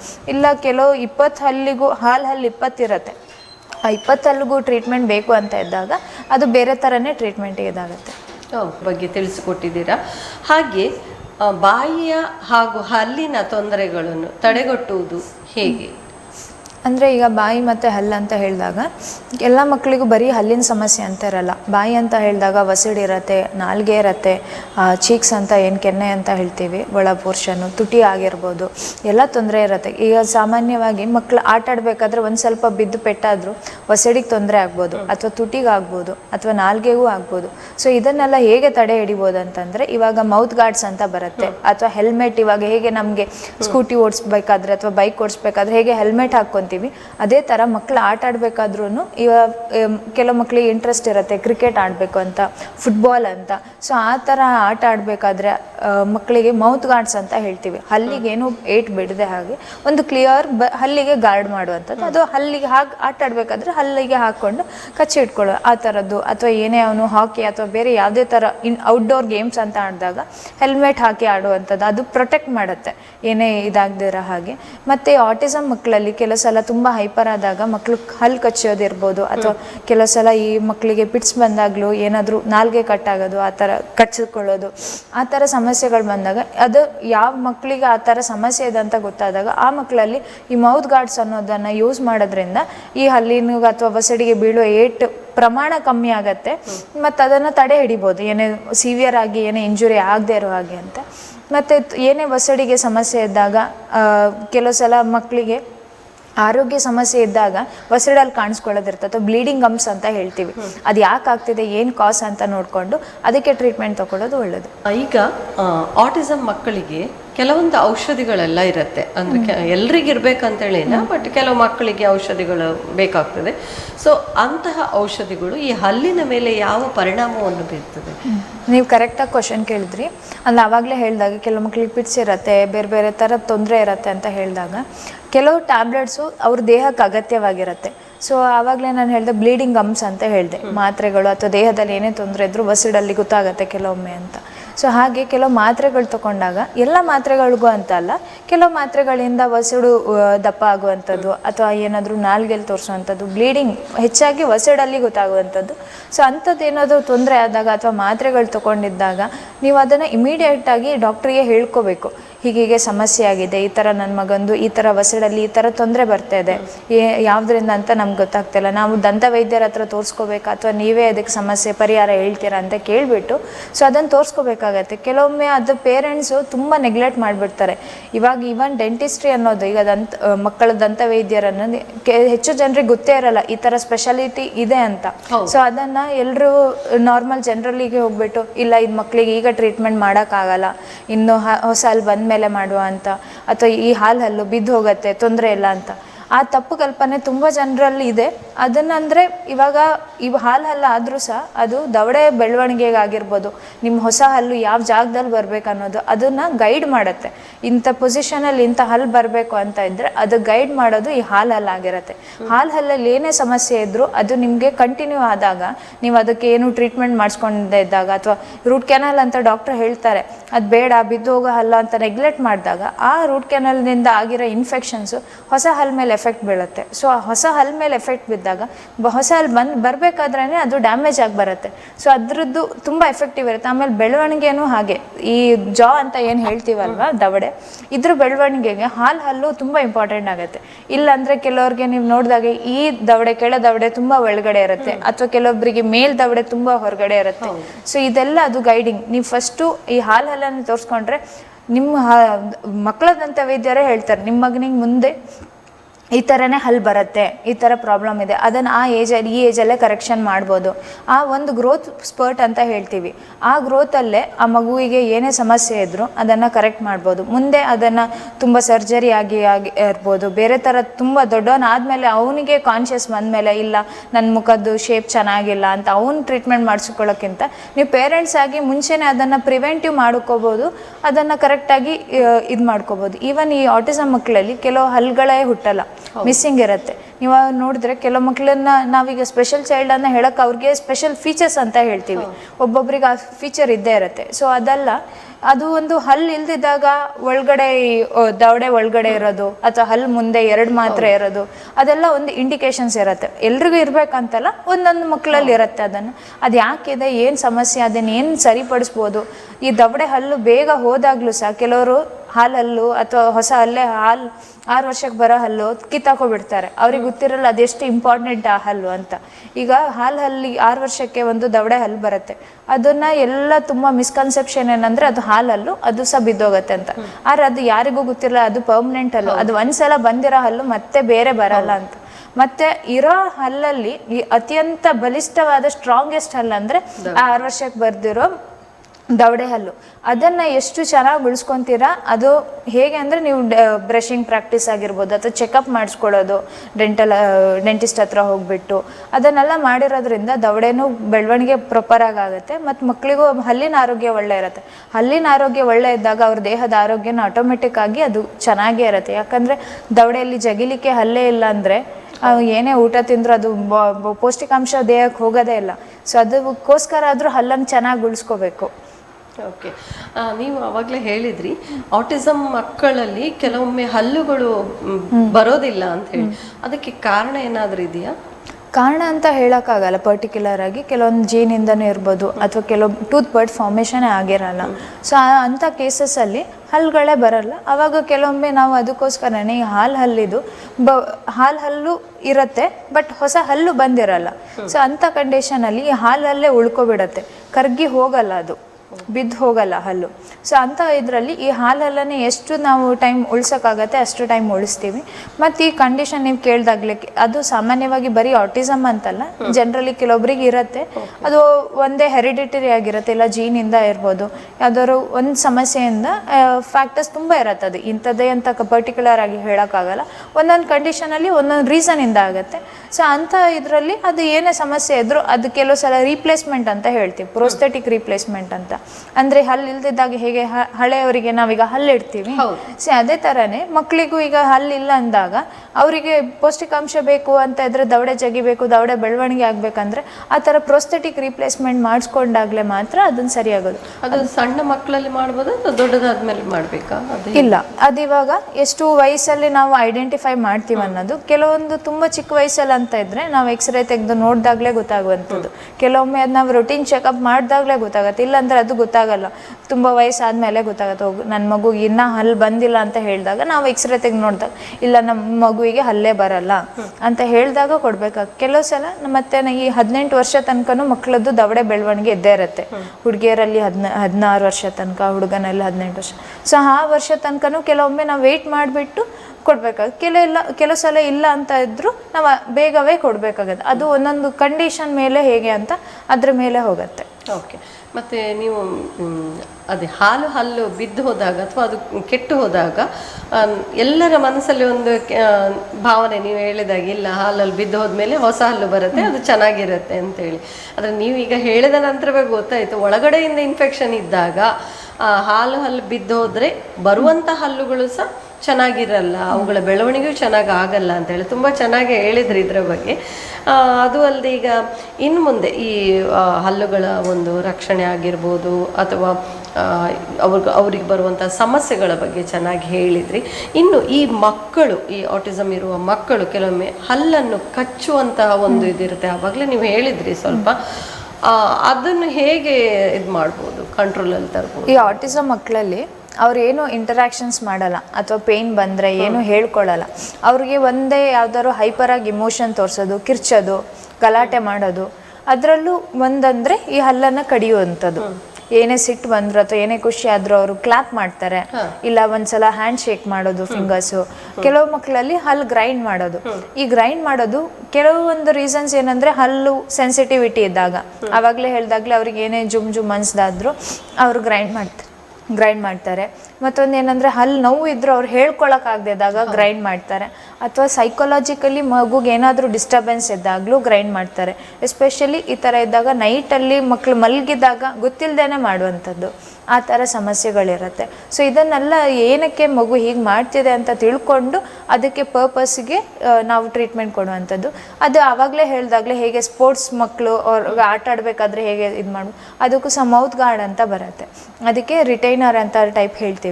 ಅದನ್ನು ಕೊಟ್ಬಿಟ್ಟು ಹಲ್ಲಿಗೆ ಏನು ಸಮಸ್ಯೆ ಆಗದೆ, ಹಲ್ಲು ಸವಿದ ಹೋಗದೆ ಇರೋ ಹಾಗಂತೆ ಅದು ಟ್ರೀಟ್ಮೆಂಟಿಗೆ ಕೊಡುವಂಥದ್ದು. ಈ ಆಟಿಸಮ್ ಮಕ್ಕಳಲ್ಲಿ ಅದು ಅಳತೆ ತೆಗೆದು ಮಾಡೋಕ್ಕೆಲ್ಲ ಚಾಲೆಂಜಿಂಗ್. ಅದು ಇವಾಗ ನೀವು ಅಡ್ವಾನ್ಸ್ ಆಗಿ ಕ್ಯಾಮ್ರಾ ಇದ್ರ ಮೇಲೆ ಬರುತ್ತೆ. ಸೊ ಅದ್ರ ಮೇಲೆ ಡೈರೆಕ್ಟ್ ಮಗುದಷ್ಟು ಮಗುವಿಗೂ ಈಸಿ ಆಗುತ್ತೆ ಅದು ಅಳತೆ ಕೊಡ್ಲಿಕ್ಕೂ ಸಹ. ಮತ್ತು ಈಗ ಟೆಕ್ನಾಲಜಿ ಈಸಿ ಇರೋದ್ರಿಂದ ಟ್ರೀಟ್ಮೆಂಟು ಎಲ್ಲ ಬೇಗನೆ ಆಗುತ್ತೆ, ಪೇರೆಂಟ್ಸು ವರಿ ಮಾಡಬೇಕಂತ ಇಲ್ಲ. ಮತ್ತು ಅದು ಏನಾದರೂ ಮಗು ಆ ಥರ ಮಾಡ್ತಿದೆ ಅಂತ ನೋಟಿಸ್ ಆದಾಗ ನಿಮ್ಮದು ರೆಗ್ಯುಲರ್ ಫಿಸಿಷಿಯನ್ಗೂ ಹೇಳ್ಬೋದು, ಹೀಗೆ ಮಗು ಹಲ್ಲು ಕಡಿತಾ ಇದೆ, ನಾವು ದಂತ ವೈದ್ಯರ ಹತ್ರ ಹೋಗಿ ತೋರಿಸ್ಕೋಬೇಕಾ, ಏನು ಸಮಸ್ಯೆಯಿಂದ ಅಂತಲೂ. ಕೆಲವು ಸಲ ಮಗುವಿಗೆ ಹೊಟ್ಟೆ ಹುಳ ಏನಾದರೂ ಹೊಟ್ಟೆ ಸಮಸ್ಯೆ ಇದ್ದಾಗಲೂ ಸಹ ಹಲ್ಲು ಕಡಿಯುವಂಥದ್ದು ಇರುತ್ತೆ. ಇದು ಸಾಮಾನ್ಯವಾಗಿ ಆಟಿಸಮ್ ಮಕ್ಕಳಲ್ಲ ಅಂತಲ್ಲ, ಸಾಮಾನ್ಯವಾಗಿ ಬೇರೆ ಮಕ್ಕಳಲ್ಲೂ ಇರುತ್ತೆ. ಸೊ ಅದನ್ನು ತೋರಿಸ್ಕೊಂಡು ಏನಕ್ಕೆ ಸಮಸ್ಯೆ ಅಂತ ಕೇಳ್ಬೋದು. ಮತ್ತೊಂದು ಆಟಿಸಮ್ ಮಕ್ಕಳಲ್ಲಿ ಪ್ರಿವೆಂಟಿವ್ ಮೆಥಡ್ಸ್ ಮಾಡ್ಕೊಳ್ಳೋದು ತುಂಬ ಒಳ್ಳೆಯದು. ಅಂದರೆ ಟ್ರೀಟ್ಮೆಂಟ್ ಮಾಡೋಕ್ಕೆ ಸಿವಿಯರ್ ಹೋಗೋಕ್ಕಿಂತ ಏನು ಚಿಕ್ಕದಿದೆ ಅದನ್ನು ಬೇಗ ಟ್ರೀಟ್ಮೆಂಟ್ ಮಾಡಿಸ್ಕೊಳ್ಳುವಂಥದ್ದು. ಬ್ರಷಿಂಗ್ ಮಾಡಿಸಿರೋದ್ರಿಂದ ಅದು ತುಂಬ ಹೆಲ್ಪ್ ಆಗುತ್ತೆ. ಬಿಕಾಸ್ ಮಕ್ಕಳು, ಆಟಿಸಮ್ ಮಕ್ಕಳು ಬೇಗ ಊಟ ಮಾಡಿ ಅಂದರೆ ಮಾಡಲ್ಲ. ಅವ್ರಿಗೆ ಹೇಗೆ ಅನ್ಸುತ್ತೆ ಅದನ್ನೇ ಅವ್ರು ಮಾಡೋದು. ನೀವು ಫೋರ್ಸ್ ಮಾಡೋಕ್ಕಾಗಲ್ಲ ಆ ಮಕ್ಕಳಲ್ಲಿ. ಬ್ರಷ್ ಮಾಡು ಅಂತ ಬ್ರಷ್ ಕೊಟ್ಬಿಟ್ಟು ಮಾಡು ಅಂದರೆ ಅವ್ರು ಮಾಡಲ್ಲ. ನೀವು ಅವರಿಗೆ ಸ್ಲೋಲಿ ಅದು ರೊಟೀನಾಗಿ ಹೇಳ್ಕೊಡ್ಬೇಕು. ಮತ್ತು ಅವರು ಫುಡ್ಡನ್ನು ಏನೇ ಇದ್ರೂ ಒಂದು ಸೈಡ್ಗೆ ಇಟ್ಕೊಂಡು ಬಿಡ್ತಾರೆ. ಸೊ ಆವಾಗ ಆ ಸೈಡಲ್ಲಿ ಹಲ್ಲು ಹುಳ ತಿನ್ನೋದು ಜಾಸ್ತಿ ಆಗುತ್ತೆ, ಅಥವಾ ಒಸಡು ಪ್ರಾಬ್ಲಮ್ ಬರೋದು, ಅಥವಾ ಬ್ರಷಿಂಗ್ ಮಾಡದೇ ಇರುವಂಥದ್ದು, ಅದೆಲ್ಲ ಪ್ರಾಬ್ಲಮ್ ಇದ್ದಾಗ ಅದು ಏನಕ್ಕೆ ಕಾಸ್ ಅಂತ ನೋಡಿಕೊಂಡು ಅದಕ್ಕೆ ಸರಿಯಾಗಿ ಟ್ರೀಟ್ಮೆಂಟ್ ಮಾಡಿಸ್ಕೊಳ್ಳೋದು ತುಂಬ ಇಂಪಾರ್ಟೆಂಟ್. ಮತ್ತು ಆವಾಗಲೇ ಹೇಳಿದಾಗೆ ಫ್ಲೂರೈಡ್ ಅನ್ನೋದು ಅದು ಬರೀ ಜಸ್ಟ್ ಈಗ ಹುಳ ತಿಂದಾಗಲೇ ನಾವು ಪ್ರಿವೆಂಟ್ ಮಾಡಬೇಕಂತಲ್ಲ. ಈಗ ಟೂತ್ಪೇಸ್ಟಲ್ಲಿ ಇರುತ್ತೆ ಫ್ಲೂರೈಡು, ಅದು ಎಷ್ಟು ಪ್ರಮಾಣದಲ್ಲಿ ಆವಾಗಲೇ ಹೇಳಿದಾಗಲೇ 2 ವರ್ಷ ಮಕ್ಕಳಿಗೆ ಕೊಡೋಂಗೆ ಇಲ್ಲ, ಅಥವಾ 3 ವರ್ಷ ಮಕ್ಕಳಿಗೆ ಇಂತಿಷ್ಟ ಪ್ರಮಾಣದಲ್ಲಿ ಕೊಡಬೇಕು ಅಂತ. ಸೊ ಹಾಗೆ ಈ ಫ್ಲೂರೈಡ್ ಅನ್ನೋದು ಒಂದು ವಾರ್ನಿಷ್ ಅಂತ ಬರುತ್ತೆ, ಅದನ್ನು ಅಪ್ಲೈ ಮಾಡಿಬಿಟ್ರೆ ಅದು ಇಂತಿಷ್ಟು ಮಕ್ಕಳು ವಯಸ್ಸು ಮೇಲ್ಪಟ್ಟವರಿಗೆ ಅಂತೆಲ್ಲ ಇರುತ್ತೆ. ಸೊ ಅದನ್ನು ತೋರಿಸ್ಕೊಂಡು ಡಾಕ್ಟ್ರ್ ಹತ್ರ, ಇಲ್ಲ ನನ್ನ ಮಗು ಮುಂದೆ ಹುಳ ತಿನ್ನಬಾರ್ದು ಅಂತ ಇದ್ರೆ ಆ ಥರ ಟ್ರೀಟ್ಮೆಂಟ್ ಮಾಡಿಸ್ಕೊಳ್ಳೋದು. ಪ್ರಿವೆಂಟಿವ್ ಮೆಥಡ್ಸ್ ಏನಿದೆ ಡಾಕ್ಟ್ರ್ ಹತ್ರ ಕೇಳಿ, ಇಲ್ಲ ಹುಳ ತಿಂದೇ ಇರುವಾಗ ಏನಾದರೂ ಟ್ರೀಟ್ಮೆಂಟ್ ಇದೆಯಾ ಅಂತ ಕೇಳಿ ವಿಚಾರಿಸ್ಕೊಂಡು ಮಾಡಿಸ್ಕೊಳ್ಳೋದು ತುಂಬ ಒಳ್ಳೆಯದು. ಅದು ಯಾವುದಕ್ಕೂ ನಾವು ನಮ್ಮ ಮನೆಯಲ್ಲಿ ಇದನ್ನು ಮಾಡೋದಕ್ಕಿಂತ ಮೊದಲು ದಂತ ವೈದ್ಯರನ್ನು ಭೇಟಿಯಾಗಿ ಅವರ ಸಲಹೆಗಳನ್ನು ಪಡಿಬೇಕು ಅಂತ ಹೇಳುವಂಥದ್ದು. ಇನ್ನು ಈ ಆಟಿಸಮ್ ಮಕ್ಕಳು ಬಿದ್ದು ಅವರ ಹಲ್ಲೇನಾದರೂ ಬಿದ್ದು ಹೋದರೆ, ಅಂದರೆ ಏನಾದರೂ ಆಟ ಆಡ್ತಾ ಇರಬೇಕಾದ್ರೆ ಏನಾದರೂ ಹಲ್ಲು ಬಿದ್ದು ಹೋದರೆ ಏನು ಮಾಡಬೇಕಾಗುತ್ತೆ ಅಂತ ಆವಾಗಲೇ ನಾನು ಹೇಳ್ದಾಗಲೇ ನಾವು ಪ್ರಿವೆಂಟಿವ್ ಮೆಥಡ್ಸ್ ಬಗ್ಗೆ ಎಲ್ಲ ಮಾತಾಡಿ. ಇವಾಗ ಹಲ್ಲು ಬಿದ್ದು ಕೆಳಗಡೆ ಬಿದ್ದಿದೆ ಹಲ್ಲು ಅಥವಾ ಕಟ್ಟಾಗಿದೆ, ಹೇಗೆ ಸಮಸ್ಯೆಯನ್ನು ಹೇಗೆ ಇದು ಮಾಡೋದು ಅಂತಂದರೆ, ಈ ಕೆಲವು ಮಕ್ಕಳು ಆಟ ಆಡಬೇಕಾದ್ರೆ ಫುಲ್ ಕಂಪ್ಲೀಟ್ ಒಂದು ಹಲ್ಲೇ ಹೊರಗಡೆ ಬಂದ್ಬಿಡ್ತು. ಇದು ಎಷ್ಟೋ ಜನರಿಗೆ ಗೊತ್ತಿಲ್ಲ. ಅದನ್ನು ಇಮಿಡಿಯೇಟಾಗಿ ಹಲ್ಲು ಒಳಗಡೆ ಎಲ್ಲಿ ಬಿದ್ದಿದೆ ಅದೇ ಜಾಗಕ್ಕೆ ಇಡೋದ್ರಿಂದ ಹಲ್ಲನ್ನು ಹಲ್ಲನ್ನು ಉಳಿಸ್ಕೋಬೋದು ಅಂತ. ಅವ್ರು ಎಷ್ಟೋ ಟೈಮ್ ಆದಮೇಲೆ ಇಲ್ಲ ಬಿದ್ದೋಯ್ತು ಆ ಹಲ್ಲನ್ನೇ ನೋಡಲ್ಲ, ಹಲ್ಲೆಲ್ಲಾದರೂ ಸಿಗತ್ತಾ ಅಂತ. ಇದನ್ನು ನಾನು ಎಲ್ರಿಗೂ ಹೇಳೋದೇನೆಂದರೆ, ಆ ಹಲ್ಲು ನೀವು ಫುಲ್ ಇಡೀ ಹಲ್ಲನ್ನು ಕೆಳಗೆ ಬಿದ್ದಿರೋದು ನೋಡಿದರೆ ಅಂತ ಇದ್ದರೆ ಅದನ್ನು ಬೇರ್ ತುದಿ ಬಿಟ್ಟು ಹಲ್ಲಿನ ಹೊರಭಾಗ ಏನು ಕಾಣಿಸತ್ತೆ ಆ ಭಾಗವನ್ನು ಮಾತ್ರ ಹಿಡಿದುಕೊಂಡು ಅದನ್ನು ಹಾಲಿನಲ್ಲಿ ಹಾಕಿ ಎಷ್ಟು ಬೇಗ ಆಗುತ್ತೆ ಅಷ್ಟು ಬೇಗ ದಂತ ವೈದ್ಯರ ಹತ್ರ ಹೋಗಿ ಅದಕ್ಕೆ ಟ್ರೀಟ್ಮೆಂಟ್ ಮಾಡಿಸ್ಕೊಳ್ಳಿ. ಹಾಗೆ ಮಾಡೋದ್ರಿಂದ ನಿಮ್ಮ ಹಲ್ಲು ಉಳಿಸ್ಕೋಬೋದು. ಇಲ್ಲ ಅಂತಂದರೆ ನೀವು ಲೇಟ್ ಮಾಡಿದಷ್ಟು ಅದನ್ನು ಹಲ್ಲು ಏನೇ ಪ್ರೊಸೀಜರ್ ಮಾಡೋಕ್ಕಿದ್ರು ಅದು ವೇಸ್ಟ್ ಆಗುತ್ತೆ, ಏನು ಟ್ರೀಟ್ಮೆಂಟ್ ಮಾಡೋಕ್ಕಾಗಲ್ಲ. ಅದಕ್ಕೆ ಈಗ ಹಲ್ಲಿಗೆ ಜೀವ ಇರೋದು ಒಂದು 30 ಮಿನಿಟ್ಸು 20 ಮಿನಿಟ್ಸ್ ಅಷ್ಟೇ. ಅದರ ನಂತರ ನೀವು ಬಂದಾಗ ಅದು ಸಕ್ಸಸ್ ಇರಲ್ಲ ಟ್ರೀಟ್ಮೆಂಟು. ಹಾಗೆ ನೀರಲ್ಲಿ ಹಾಕಿರೋದು ಅಥವಾ ಪೇಪರಲ್ಲಿ ಸುತ್ಕೊಂಡು ಬರೋದು ಆ ಡ್ರೈ ಸ್ಟೇಟಲ್ಲಿ ಇಟ್ಕೋಬಾರ್ದು. ಅದನ್ನು ಹಾಲಲ್ಲಿ ಹಾಕಿಡಿ, ಅದಿಲ್ಲ ಅಂತ ಇದ್ದರೂ ಬಾಯಿಯೊಳಗೆ ಇಟ್ಕೊಂಡು ತಗೊಬರೋದು ತುಂಬ ಒಳ್ಳೆಯದಾಗತ್ತೆ. ಹಾಲಲ್ಲಿ ಹಾಕುವಂಥ ಕಾರಣ ಏನಿರ್ಬೋದು? ಹಾಲಲ್ಲಿ ಹಾಕಲ್ ಕಾರಣ ಏನಂದರೆ, ಇವಾಗ ಅದರಲ್ಲಿ PDL ಅಂತ ಹೇಳ್ತೀವಿ ನಾವು. ಅದು ಇವಾಗ ನಾನು ಹಲ್ಲು ಹೇಳಿದೆ, ಹಲ್ಲಿಗೂ ಜೀವ ಇರುತ್ತೆ. ಅದ್ರ ಜೀವಂತನ ನಾವು ಇಟ್ಕೋಬೇಕಂತ ಇದ್ದರೆ ಹಾಲಲ್ಲಿರುವ ಅಂಶ ತುಂಬ pH ತುಂಬ ಹೆಲ್ಪ್ ಮಾಡುತ್ತೆ.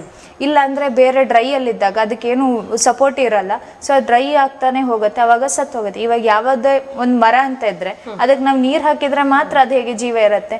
ಸೇಮ್ ಅದಕ್ಕೆ ನೀರೇ ಹಾಕಿಲ್ಲ ಅಂದರೆ ಬೇರೆ ಒಣಗ್ಲಿಕ್ಕೆ ಬಿಟ್ಟರೆ ಅದು ಹೇಗೆ ಡೆಡ್ ಆಗುತ್ತೆ. ಸೇಮ್ ಅದೇ ಥರ ಹಾಕಬಾರ್ದು.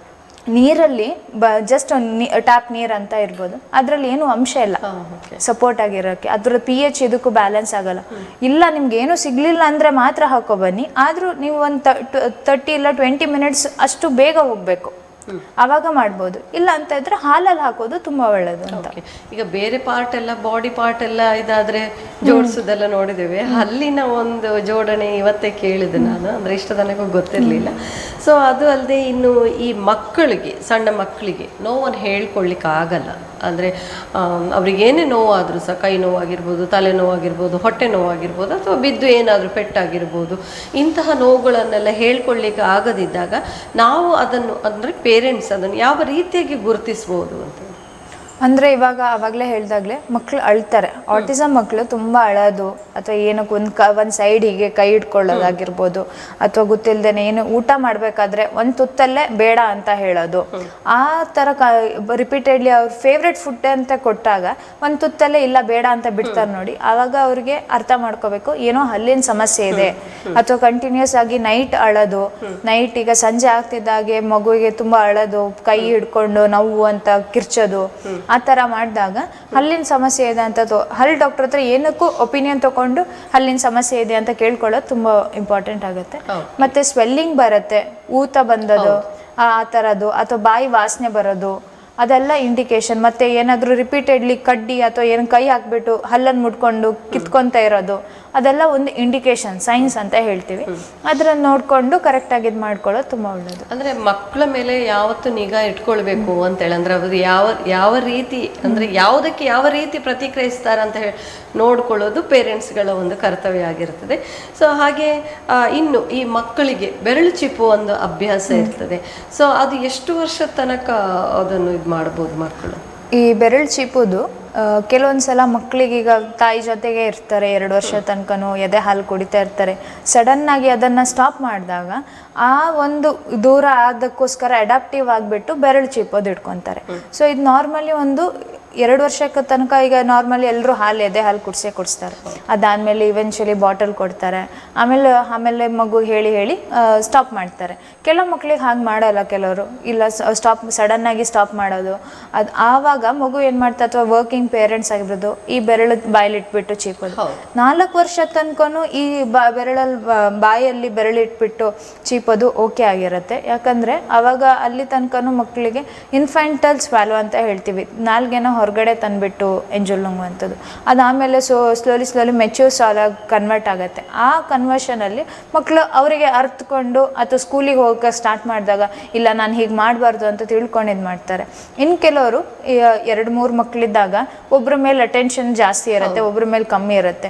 ಸೊ ಅದನ್ನು ಕೆಲವೊಬ್ಬರಿಗೆ ವ್ಯಕ್ತಪಡಿಸ್ಕೊಳಕ್ಕೆ ಆಗದಿದ್ದಾಗ, ಅಥವಾ ಈಗ ಅವ್ರಿಗಿಂತ ಚಿಕ್ಕ ವಯಸ್ಸದ ಮಗು ಇದೆ, ಅವ್ರಿಗೀಗ ಜಾಸ್ತಿ ಪ್ರೀತಿ ಜಾಸ್ತಿ ಅಟೆನ್ಷನ್ ಕೊಡಲೇಬೇಕು ಚಿಕ್ಕವ್ರು ಅಂತ.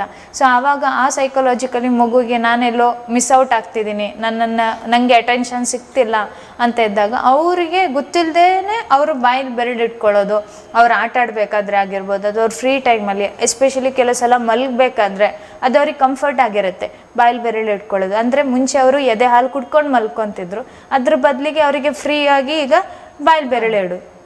ಸೊ ಅದನ್ನೇ ಯಾವ ಥರ ಇದು ಮಾಡ್ಬೋದು, ತಡೆ ಹಿಡಿಬೋದು ಅಂದರೆ ಮಗುವಿಗೆ ಫುಲ್ ಸ್ಲೀವ್ಸ್ ಹಾಕೋದು, ಅಥವಾ ಈಗ ಸಾಮಾನ್ಯವಾಗಿ ಎಲ್ಲೇ ನೀವು ಹೊರಗಡೆ ಸಿಕ್ಕಿದ್ರು ಕೈ ಬೇವು ಇಲ್ಲ ಇಂಗು, ಅದನ್ನು ಕೈ ಯಾವ ಬೆರಳು ಅವ್ರು ಚೀಪ್ತಾರಲ್ಲ ಅದಕ್ಕೆ ಹಾಕ್ಬಿಟ್ಟು ಇದು ಮಾಡುವಂಥದ್ದು. ಕೆಲವು ಮಕ್ಕಳು ಅದನ್ನು ತೊಳ್ಕೊಬಿಟ್ಟು, ಅಂದರೆ ಅವ್ರಿಗೆ ಅಷ್ಟು ನಾಲೆಜ್ ಬಂದಿರತ್ತೆ ಏನು ಮಾಡಿದರೆ ಏನು ಮಾಡಬೇಕು ಏನು ಮಾಡಬಾರ್ದು, ಸರಿ ಹೋಗುತ್ತೆ ಅಂತ ಇದಿರುತ್ತೆ. ಸೊ ಅದಕ್ಕೋಸ್ಕರ ಮಕ್ಕಳಿಗೆ ನೀವು ಹೇಳಬೇಕು, ಅಥವಾ ಮಿರರ್ ಮುಂದೆ ನಿಲ್ಲಿಸ್ಬಿಟ್ಟು ನೋಡು, ನೀನು ಚೀಪ್ತಿರ್ಬೇಕಾದ್ರೂ ಈ ಥರ ಕಾಣಿಸ್ತೀಯಾ, ನಿನ್ನ ಫ್ರೆಂಡ್ಸು ಅಥವಾ ನೀನು ಹೊರಗಡೆ ಸ್ಕೂಲ್ಗೆ ಹೋದಾಗ ನಿನ್ನ ಟೀಚರ್ ಹೇಳ್ತಾರೆ, ನಗಾಡ್ತಾರೆ, ಹಾಗೆ ಮಾಡಬಾರ್ದು ಅಂತ ಮಕ್ಳಿಗೆ ಅರ್ಥ ಮಾಡ್ಸಕ್ಕೆ ನೋಡಿ. ಅದಾದಮೇಲೂ ಮಕ್ಕಳಿಲ್ಲ ಕಂಟಿನ್ಯೂಸ್ ಆಗಿ ಹಾಗೆ ಇಡ್ತಾರೆ ಅಂತ ಇದ್ದರೆ ನೀವು ಆವಾಗ ದಂತ ವೈದ್ಯರ ಹತ್ರ ಹೋಗ್ಬಿಟ್ಟು ಇಲ್ಲ ಏನು ಟ್ರೀಟ್ಮೆಂಟ್ ಮಾಡಿಸ್ಕೊಬೋದು, ಅದಕ್ಕೂ ಅಂತಲೇ ಬೇರೆ ಟ್ರೀಟ್ಮೆಂಟ್ಸ್ ಅಪ್ಲಯನ್ಸ್ ಅಂತ ಹೇಳ್ತೀವಿ, ಪ್ಲೇಟ್ ಥರ ಅಂಥದ್ದು ಕೊಡುವಂಥದ್ದು, ಅದೆಲ್ಲ ಟ್ರೀಟ್ಮೆಂಟ್ಸ್ ಇದೆ. ಮತ್ತು ಲಾಂಗ್ ಸ್ಲೀವ್ಸು, ಮಗುವಿಗೆ ಕತೆ ಹೇಳುವಂಥದ್ದು, ಹೀಗಿದ್ರು ಹೀಗಾಯಿತು, ಏನೋ ಒಂದು ನೀವೇ ಸ್ಟೋರಿ ಕ್ರಿಯೇಟ್ ಮಾಡಿಬಿಟ್ಟು ಬೆರಳು ಚೀಪಿದ್ರೆ ಇವಾಗ ಗುಮ್ಮ ಬರ್ತಾನೆ ಅಥವಾ ಕರಡಿ ಬರುತ್ತೆ, ಹೀಗೆ ಮಗುವಿಗೆ ಹೇಳಿದಾಗ ಇಲ್ಲ ನಾನು ಹೀಗೆ ಮಾಡಬಾರ್ದು ಅಂತ ಅವ್ರಿಗೆ ಅರ್ಥಕೊಂಡು ಬಿಡ್ತಾರೆ. ಸೊ ಆ ಥರ ನೀವು ಸ್ಟೋರಿ ಥರ ಹೇಳುವಂಥದ್ದು, 4 ವರ್ಷದ ಮಕ್ಕಳಲ್ಲಂತೂ ಸ್ಟೋರಿ ಥರ ಹೇಳಿಬಿಟ್ಟು ಇದು ಮಾಡುವಂಥದ್ದು.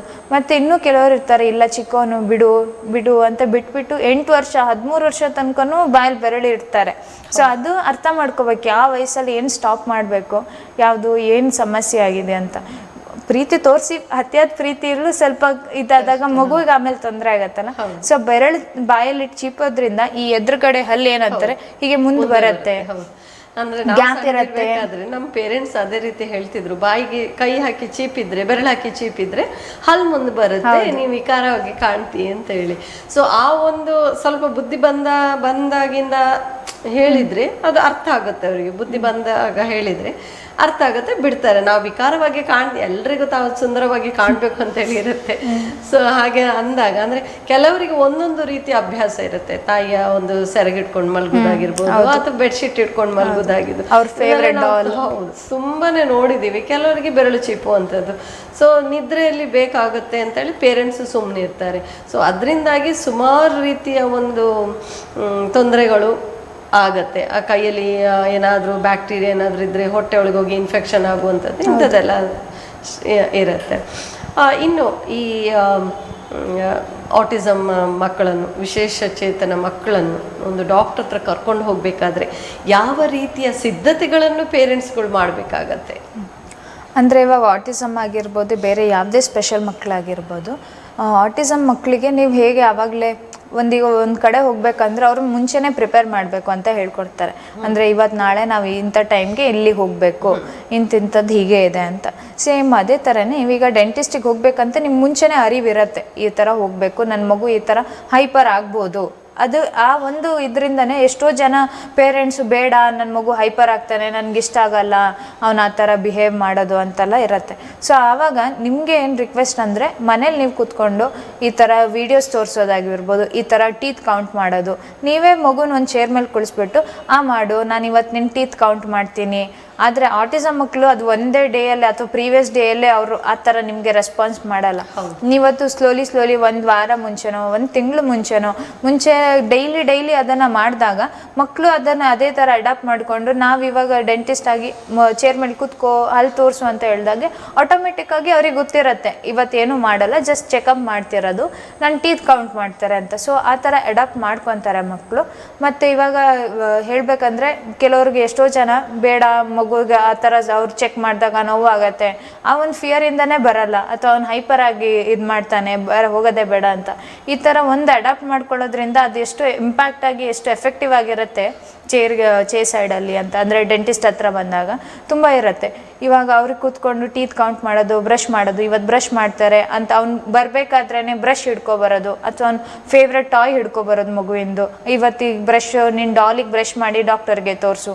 ಡಾಕ್ಟರ್ ಅಂತ ನೀವು ಅಡ್ರೆಸ್ ಮಾಡಬೇಕು ಅಂತಲ್ಲ, ಇವಾಗ ಆಂಟಿಗೆ ತೋರಿಸು, ಅಂಕಲ್, ಮಗುವಿಗೇನು ಗೊತ್ತೇ ಇರಲ್ಲ ನೀವು ಡಾಕ್ಟ್ರಾ ಯಾರು ಅಂತ.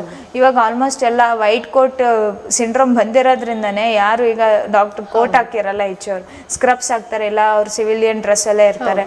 ಸೊ ಹಾಗಾಗಿ ನೀವು ಅದನ್ನ ಹೀಗೆ ಅಡ್ರೆಸ್ ಮಾಡ್ಬೇಕಂತಲ್ಲ, ನಿನ್ನ ಫ್ರೆಂಡನ್ನು ಮಾಡ್ಕೋ, ಹಾಗೆ ನೀವು ಎಷ್ಟು ಇಂಟರಾಕ್ಟಿವ್ ಮಾಡಿ ಅದನ್ನು ಇದು ಮಾಡ್ತೀರಾ ಪೇರೆಂಟ್ ಆಗಿ, ಸೊ ಅಷ್ಟೇ ಮಕ್ಕಳಿಗೆ ಎಫೆಕ್ಟಿವ್ ಆಗಿರುತ್ತೆ ಅಂತ. ಓಕೆ, ಈಗ ಆಟಿಸಮ್ ವಿಶೇಷ ಚೇತನ ಮಕ್ಕಳ ಒಂದು ಹಲ್ಲಿನ ಆರೋಗ್ಯ ಹಾಗೂ ಸಮಸ್ಯೆಗಳ ಬಗ್ಗೆ ತುಂಬ ಚೆನ್ನಾಗಿ ಹೇಳಿದ್ರಿ. ಈ ಕಾರ್ಯಕ್ರಮದ ಈ ಸಂಚಿಕೆಯ ಕೊನೆಯಲ್ಲಿ ಬಂದಿದ್ದೇವೆ. ಈ ನಮ್ಮ ಪೇರೆಂಟ್ಸ್ಗಳಿಗೆ ಅಥವಾ ತಾಯಿಯಂದರಿಗೆ ಏನಾದರೂ ನಿಮಗೆ ಹೇಳಬೇಕು ಅಂತ ಹೇಳಿದರೆ ಹೇಳ್ಬೋದು. ನಾನು ಎಲ್ರಿಗೂ ಒಂದು ರಿಕ್ವೆಸ್ಟ್ ಅಂತಂದರೆ, ತುಂಬ ಜನ ನೆಗ್ಲೆಕ್ಟ್ ಮಾಡ್ತೀರಾ, ಆ ನೆಗ್ಲಿಜೆನ್ಸಿ ಇಟ್ಕೋಬೇಡಿ. ಏನೇ ಇದ್ದರೂ ಇವಾಗ ಹೇಗೆ ನೀವು ನಾರ್ಮಲ್ ಪೀಡಿಯಾಟ್ರಿಷಿಯನ್ಗೆ ಹೋಗ್ಬಿಟ್ಟು ವ್ಯಾಕ್ಸಿನ್ಸ್ ತೊಗೊಳ್ಳೋದಾಗಿರ್ಬೋದು, ರೆಗ್ಯುಲರ್ ಚೆಕಪ್ಸ್ ಅಂತ ಹೇಗೆ ಮಾಡ್ತೀರಾ, ಸೊ ಹಾಗೆಯೇ ಡೆಂಟಲ್ ಹತ್ರ ಹೋಗ್ಬಿಟ್ಟು ಎಸ್ಪೆಷಲಿ ಪೀಡಿಯಾಟ್ರಿಕ್ ಡೆಂಟಿಸ್ಟ್ ಹತ್ರ ಹೋಗ್ಬಿಟ್ಟು ಏನಾದರೂ ಪ್ರಾಬ್ಲಮ್ಸ್ ಇದೆಯಾ, ನನ್ನ ಮಗುವಿದ ಹಲ್ಲು ಕ್ಲೀನ್ ಇದೆಯಾ, ಏನಾದರೂ ಟ್ರೀಟ್ಮೆಂಟ್ ಮಾಡಿಸ್ಕೋಬೇಕಾ, ಹೇಗೆ ಅವ್ನಿಗೆ ಹಲ್ಲು ಹುಳ ಬರ್ದಿರೋ ಹಾಗೆ ಏನು ಟ್ರೀಟ್ಮೆಂಟ್ ಮಾಡ್ಕೋಬೋದು, ಯಾವ ಥರ ಪ್ರಿವೆಂಟ್ ಮಾಡ್ಬೋದು, ಯಾವ ಥರ ಬ್ರಷ್ ಯೂಸ್ ಮಾಡಬೇಕು, ಎಷ್ಟು ಪ್ರಮಾಣದಲ್ಲಿ ಪೇಸ್ಟ್ ಯೂಸ್ ಮಾಡಬೇಕು ಅನ್ನೋ ಒಂದು ಸಜೆಷನನ್ನು ಕೇಳ್ಕೊಳ್ಳಿ. ಮತ್ತು ಯಾವುದೇ ಮಗುವಿಗಾಗಲೂ ದೊಡ್ಡವ್ರಿಗಾದ್ರೂ ಚಿಕ್ಕೋದ್ರಲ್ಲಿ ನಮ್ಮ ರೆಕಮೆಂಡೇಷನ್ ಒಂದೇ, every 3 months, every 6 months, every 1 year ಹೋಗ್ಬಿಟ್ಟು ತೋರಿಸ್ಕೊಳ್ಳಿ. ಇದು ನಾವು ಎಲ್ಲೋ ಬೇರೆ ಕಡೆ ಸ್ಪೆಂಡ್ ಮಾಡೋಕ್ಕೆ ಅಂತ ಒಂದು ಡಾಕ್ಟ್ರಿಗೆ ಅಂತ ತೋರಿಸಿದಾಗ ಅದು ನಿಮಗೆ ಹೆಲ್ತಿಗೆ ಬೆನಿಫಿಟ್ ಆಗಿರೋದ್ರಿಂದ, ಸೊ ಅದನ್ನು ರೆಕಮೆಂಡೇಷನಾಗಿ ಪ್ರಾಪರ್ ಫಾಲೋ ಮಾಡಿ 3 months, 6 months ಮತ್ತು 1 yearಗೆ. ಆಮೇಲೆ ಏನೇ ಬ್ರಷಿಗೆ ಅಥವಾ ಏನೇ ಸಮಸ್ಯೆ ಇದ್ದರೂ ನೀವು ಹೀಗೀಗೆ ಸಮಸ್ಯೆ ಇದೆ ಅಂತ ಓಪನ್ ಆಗಿ ಹೇಳ್ಕೊಳ್ಳಿ. ಎಷ್ಟೋ ಜನ ಇಲ್ಲ ಒಂದು ಡಾಕ್ಟ್ರ್ ನನಗೆ ಕರೆಕ್ಟಾಗಿ ಟ್ರೀಟ್ ಮಾಡಿಲ್ಲ ಅಂತ ಎಷ್ಟೋ ಜನ ಅದು ಒಂದು ಎಕ್ಸ್ಪೀರಿಯನ್ಸಿಂದ ಎಲ್ಲೂ ಮತ್ತೆ ಹೋಗೋದೇ ಇಲ್ಲ, ಅಥವಾ ಅದು ನಿಮಗೆ ಎಫೆಕ್ಟಿವ್ ಅಥವಾ ನಿಮ್ಮ ಮಗುವಿಗೆ ಎಫೆಕ್ಟಿವ್ ಬಿಟ್ಟರೆ ಆ ಡಾಕ್ಟ್ರ್ ಅಥವಾ ಮಾಡಿದವ್ರು ಅಥವಾ ನೋಡಿದವ್ರಿಗೆ ಅವ್ರಿಗೇನು ಪ್ರಾಬ್ಲಮ್ ಇರೋಲ್ಲ. ಸೊ ಅದು ಅರ್ಥ ಮಾಡ್ಕೊಂಡು ನೀವು ಎಷ್ಟೋ ಸಲ ಈ ಆಟಿಸಮ್ ಮಕ್ಕಳಲ್ಲಿ ನೀವು ಅವ್ರು ಎಲ್ಲಿ ಅಡ್ಜಸ್ಟ್ ಆಗ್ತಾರೆ, ಅವನಿಗೆ ಎಲ್ಲಿ ಫೇವ್ರೇಟ್ ಆಗುತ್ತೆ ಅದನ್ನು ಎಕ್ಸ್ಪ್ಲೋರ್ ಮಾಡಬೇಕು. ಅಥವಾ ಇವಾಗ ಸಾಮಾನ್ಯವಾಗಿ ಏನೇ ಫುಡ್ ತೊಗೊಳೋದಿದ್ರು ಅವನಿಗೆ ಅದಿಷ್ಟ ಇಲ್ಲ, ಅವ್ನು ಬನಾನಾ ತಿನ್ನಲ್ಲ, ಬೇಡ ಅವನಿಗೆ ಮ್ಯಾಂಗೋನೇ ಇಷ್ಟ, ಹೇಗೆ ಒಂದು ಮ್ಯಾಂಗೋ ಸೀಸನ್ಗೋಸ್ಕರ ಕಾಯ್ತಾರೆ, ಹಾಗೆ ಮಕ್ಕಳಿಗೆ ಹೋಗ್ಬಿಟ್ಟು ಅವ್ರಿಗೆ ಯಾವುದು ಏರಿಯಾ, ಯಾವ ಪ್ಲೇಸು, ಯಾವ ಡಾಕ್ಟ್ರು ಇಷ್ಟ ಆಗುತ್ತೆ ಅಲ್ಲಿ ಹೋಗಿ ತೋರಿಸ್ಕೊಳ್ಳಿ. ಆಮೇಲೆ ನಿಮಗೆ ಅದೊಂದು ಟ್ರಸ್ಟ್ ಬಿಲ್ಡ್ ಆಗಬೇಕು. ಅದಕ್ಕೋಸ್ಕರ ಆವಾಗಲೇ ನಾನೆಲ್ಲ ಹೇಳಿದಾಗೆ ಹೇಗೆ ನೀವು ಮಗುವಿಗೆ ಡಾಕ್ಟ್ರ್ ಮೇಲೆ ಒಂದು ಇದಾಗತ್ತೆ, ಫ್ರೆಂಡ್ಲಿ ನೇಚರ್ ಹೇಗೆ ಕ್ರಿಯೇಟ್ ಮಾಡ್ಬೋದು, ಆ ಒಂದು ಟಿಪ್ಸ್ ಆ್ಯಂಡ್ ಟ್ರಿಕ್ಸನ್ನು ಅರ್ಥ ಮಾಡಿಕೊಂಡು ಮಗುವಿಗೆ ಆ ರೊಟೀನಾಗಿ ಪ್ರಾಕ್ಟೀಸ್ ಮಾಡಿ, ಅದು ಆ್ಯಕ್ಚುಲಿ ಹೆಲ್ಪ್ ಆಗುತ್ತೆ. ಬರೀ ಆಟಿಸಮ್ ಅಂತಲ್ಲ, ಪ್ರತಿಯೊಬ್ಬರಿಗೂ ಹಾಗೆ. ತುಂಬ ಜನ ಅದು ಪೀಡಿಯಾಟ್ರಿಕ್ ಡೆಂಟಿಸ್ಟ್ ಇದ್ದಾರೆ ಅನ್ನೋದೇ ಗೊತ್ತಿರಲ್ಲ. ಎಲ್ಲಿ ನಿಮಗೆ ಲೋಕಲಿ ಎಲ್ಲಿ ಅವೈಲೇಬಲ್ ಇದೆ, ಇಲ್ಲ ನಿಯರ್ ಬೈ ಹಾಸ್ಪಿಟಲ್ಸ್ ಇರ್ಬೋದು, ಅಲ್ಲಿ ಇದ್ದೇ ಇರ್ತಾರೆ, ಅಲ್ಲಿ ಹೋಗಿ ಕೇಳಿ ಇದ್ದಾರೆ ಅಂತ ವಿಚಾರಿಸ್ಬಿಟ್ಟು ತೋರಿಸ್ಕೊಳ್ಳಿ. ಅದು ನಿಮ್ಗೆ ತುಂಬ ಹೆಲ್ಪ್ ಆಗುತ್ತೆ. ಇವಾಗ ಹಲ್ಲಿಗೆ ನೀವು ನೆಗ್ಲೆಕ್ಟ್ ಮಾಡಿದರೆ ಅದೇ ರೊಟೀನ್ ಆಗಿದ್ದು ಮಕ್ಕಳು ದೊಡ್ಡವರಾದಾಗಲೂ ಆ ಹೊಸ ಹಲ್ಲಿಗೂ, ಆ ಪರ್ಮನೆಂಟ್ ಹಲ್ಲಿಗೂ ಎಫೆಕ್ಟಿವ್ ಇರುತ್ತೆ. ಸೊ ಈ ಮುಖಾಂತರ ನಾನು ಎಲ್ರಿಗೂ ರಿಕ್ವೆಸ್ಟ್ ಮಾಡೋದೇನೆಂದರೆ, ಪ್ಲೀಸ್ ನೀವು ಎಲ್ಲ ಹೋಗ್ಬಿಟ್ಟು ಪೀಡಿಯಾಟ್ರಿಕ್ ಡೆಂಟಿಸ್ಟಿಗೆ ತೋರಿಸಿ. ಇದು ನಾನು ಪೀಡಿಯಾಟ್ರಿಕ್ ಡೆಂಟಿಸ್ಟ್ ಆಗಿ ಮಾರ್ಕೆಟಿಂಗ್ ಅಥವಾ ಆ ಥರದ್ದೇನಲ್ಲ, ನನ್ನ ಹತ್ರನೇ ಬನ್ನಿ ಅಂತಲೂ ಅಲ್ಲ. ಈ ನಿಮ್ಮ ಮಗುವಿಗೆ ನಿಮಗೆ ಹೆಲ್ಪ್ ಆಗುತ್ತೆ, ಹೇಗೆ ಎಫೆಕ್ಟಿವ್ ಆಗಿರುತ್ತೆ, ನೀವು ಅವ್ನ ಮಗು ದೊಡ್ಡಾದ್ಮೇಲೆ ಅವನಿಗೆ ಅದನ್ನು ರೂಟೀನ್ ಆಗಿಬಿಡತ್ತೆ ಅನ್ನೋದು ಒಂದೇ ರಿಕ್ವೆಸ್ಟಿಗೋಸ್ಕರ, ಅವ್ರ ಹೆಲ್ತಿಗೋಸ್ಕರ ಅಷ್ಟೇ. Thank you. ಓಕೆ, ಇಷ್ಟೊತ್ತು ನಮ್ಮೊಂದಿಗೆ ಕುಳಿತು ನಮ್ಮ ವೀಕ್ಷಕರಿಗೆ ಹಾಗೂ ಈಗೊಂದು ಸಂದೇಶ ನೀಡಿದ್ದೀರಾ, ತುಂಬ ಚೆನ್ನಾಗಿ ಸಂದೇಶವನ್ನು ನೀಡಿದ್ದೀರಾ. ಯಾಕಂತ ಹೇಳಿದ್ರೆ ಇತ್ತೀಚಿನ ಒಂದು ದಿನಗಳಲ್ಲಿ ಪೀಡಿಯಾಟ್ರಿಕ್ ಡೆಂಟಿಸ್ಟ್ ಇದ್ದಾರೆ ಅಂತ ಹೇಳಿ ಈಗೀಗ ಗೊತ್ತಾಗ್ತಾ ಇದೆ, ಮೊದಲೆಲ್ಲ ಗೊತ್ತಿರಲಿಲ್ಲ. ಜನರಲ್ ಡೆಂಟಿಸ್ಟ್ ಹತ್ರ ಹೋಗಿ ಮಕ್ಕಳನ್ನು ತೋರಿಸ್ತಾ ಇದ್ರು. ಬಟ್ ನೀವು ಹೇಳಿದ್ದು ಒಂದು ಒಳ್ಳೆಯ ಸಂದೇಶ. ಇಷ್ಟೊತ್ತು ನಮ್ಮೊಂದಿಗೆ ಕುಳಿತು ಮಾಹಿತಿಯನ್ನು ನೀಡಿದ್ದಕ್ಕೆ ಧನ್ಯವಾದಗಳು. Thank you so much. ಈಗ ಕಾರ್ಯಕ್ರಮದಲ್ಲೊಂದು ಸಣ್ಣ ವಿರಾಮದ ನಂತರ ಕೀರ್ತೇಶ್ ಅವರು Kalarava centre for child development Udupi ಇಲ್ಲಿಯ ಮಾಹಿತಿಯನ್ನು ನೀಡಲಿಕ್ಕಿದ್ದಾರೆ.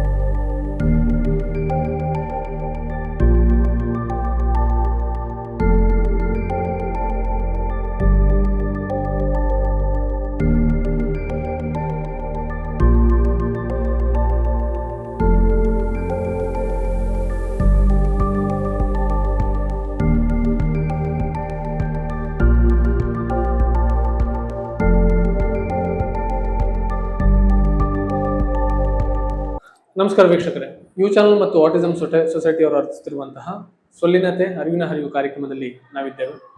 ಇವತ್ತಿನ ಕಾರ್ಯಕ್ರಮದಲ್ಲಿ ಇದೊಂದು ವಿಶೇಷವಾಗಿರುವಂತಹ ಸಂಚಿಕೆ ಅಂತ ಹೇಳಿದ್ರೆ ತಪ್ಪಾಗುದಿಲ್ಲ ಅಂತ ಎಣಿಸ್ಕೊಳ್ತೇನೆ. ಯಾಕಂತ ಹೇಳಿದ್ರೆ ನಾವು ಎಲ್ಲ ಸಂಚಿಕೆಗಳನ್ನ ಇಲ್ಲಿ ತನಕ ಸ್ಕೂಲ್ಸ್ಗಳಲ್ಲಿ ಮಾಡ್ತಾ ಬಂದಿದ್ವಿ. ಆದ್ರೆ ಇವತ್ತಿನ ಸಂಚಿಕೆಯನ್ನ ನಾವು ಕಲರವ centre for child development Udupi ಅಲ್ಲಿ ಮಾಡ್ತಾ ಇದ್ದೇವೆ. ಏನು ಈ ವಿಶೇಷ ಮಕ್ಕಳಿಗಿರುವಂತಹ ಏನು ವಿಶೇಷ ಸಂಸ್ಥೆಗಳು ಹೇಗಿದೆ, ಅದೇ ರೀತಿಯಲ್ಲಿ ಇಂತಹ ಡೆವಲಪ್ಮೆಂಟ್ ಸೆಂಟರ್ಸ್ಗಳು ಅಷ್ಟೇ ಅಗತ್ಯವಿರುವಂತದ್ದು. ಅಂತಹ ಒಂದು ಸೆಂಟರ್ ನಲ್ಲಿ ನಾವಿದ್ದೇವೆ. ಇವತ್ತು ನಮ್ಮ ಜೊತೆ ಡಾಕ್ಟರ್ ಶಿಲ್ಪಾ ಹೆಗ್ಡೆ ಅವರಿದ್ದಾರೆ. ಮೇಡಮ್, ಈ ಕಾರ್ಯಕ್ರಮಕ್ಕೆ ಸ್ವಾಗತ ಮೇಡಮ್. ನಮಸ್ತೆ ಮೇಡಮ್.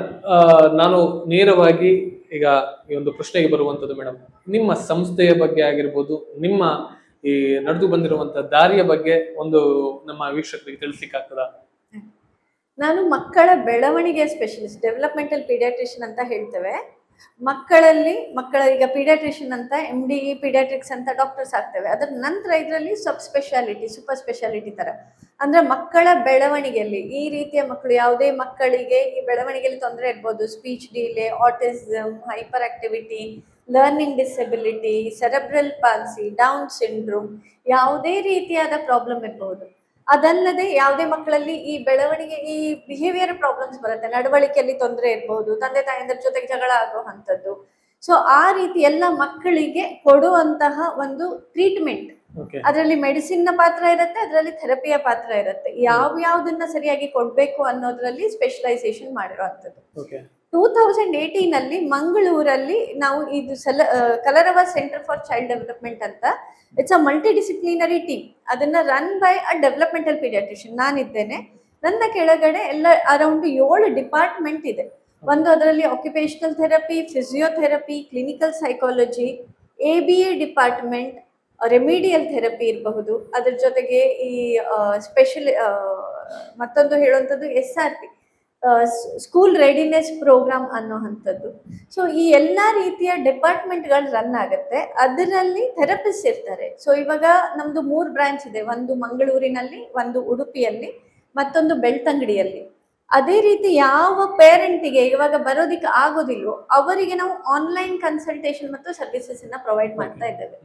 ಸಿನ್ಸ್ ಲಾಸ್ಟ್ 8 years ನಾವು ಆಲ್ಮೋಸ್ಟ್ ಮೋರ್ ದೆನ್ ಅರೌಂಡ್ 35 ದೇಶಗಳಿಗೆ ಥೆರಪಿಯನ್ನ ಪ್ರೊವೈಡ್ ಮಾಡ್ತಾ ಇದ್ದೇವೆ.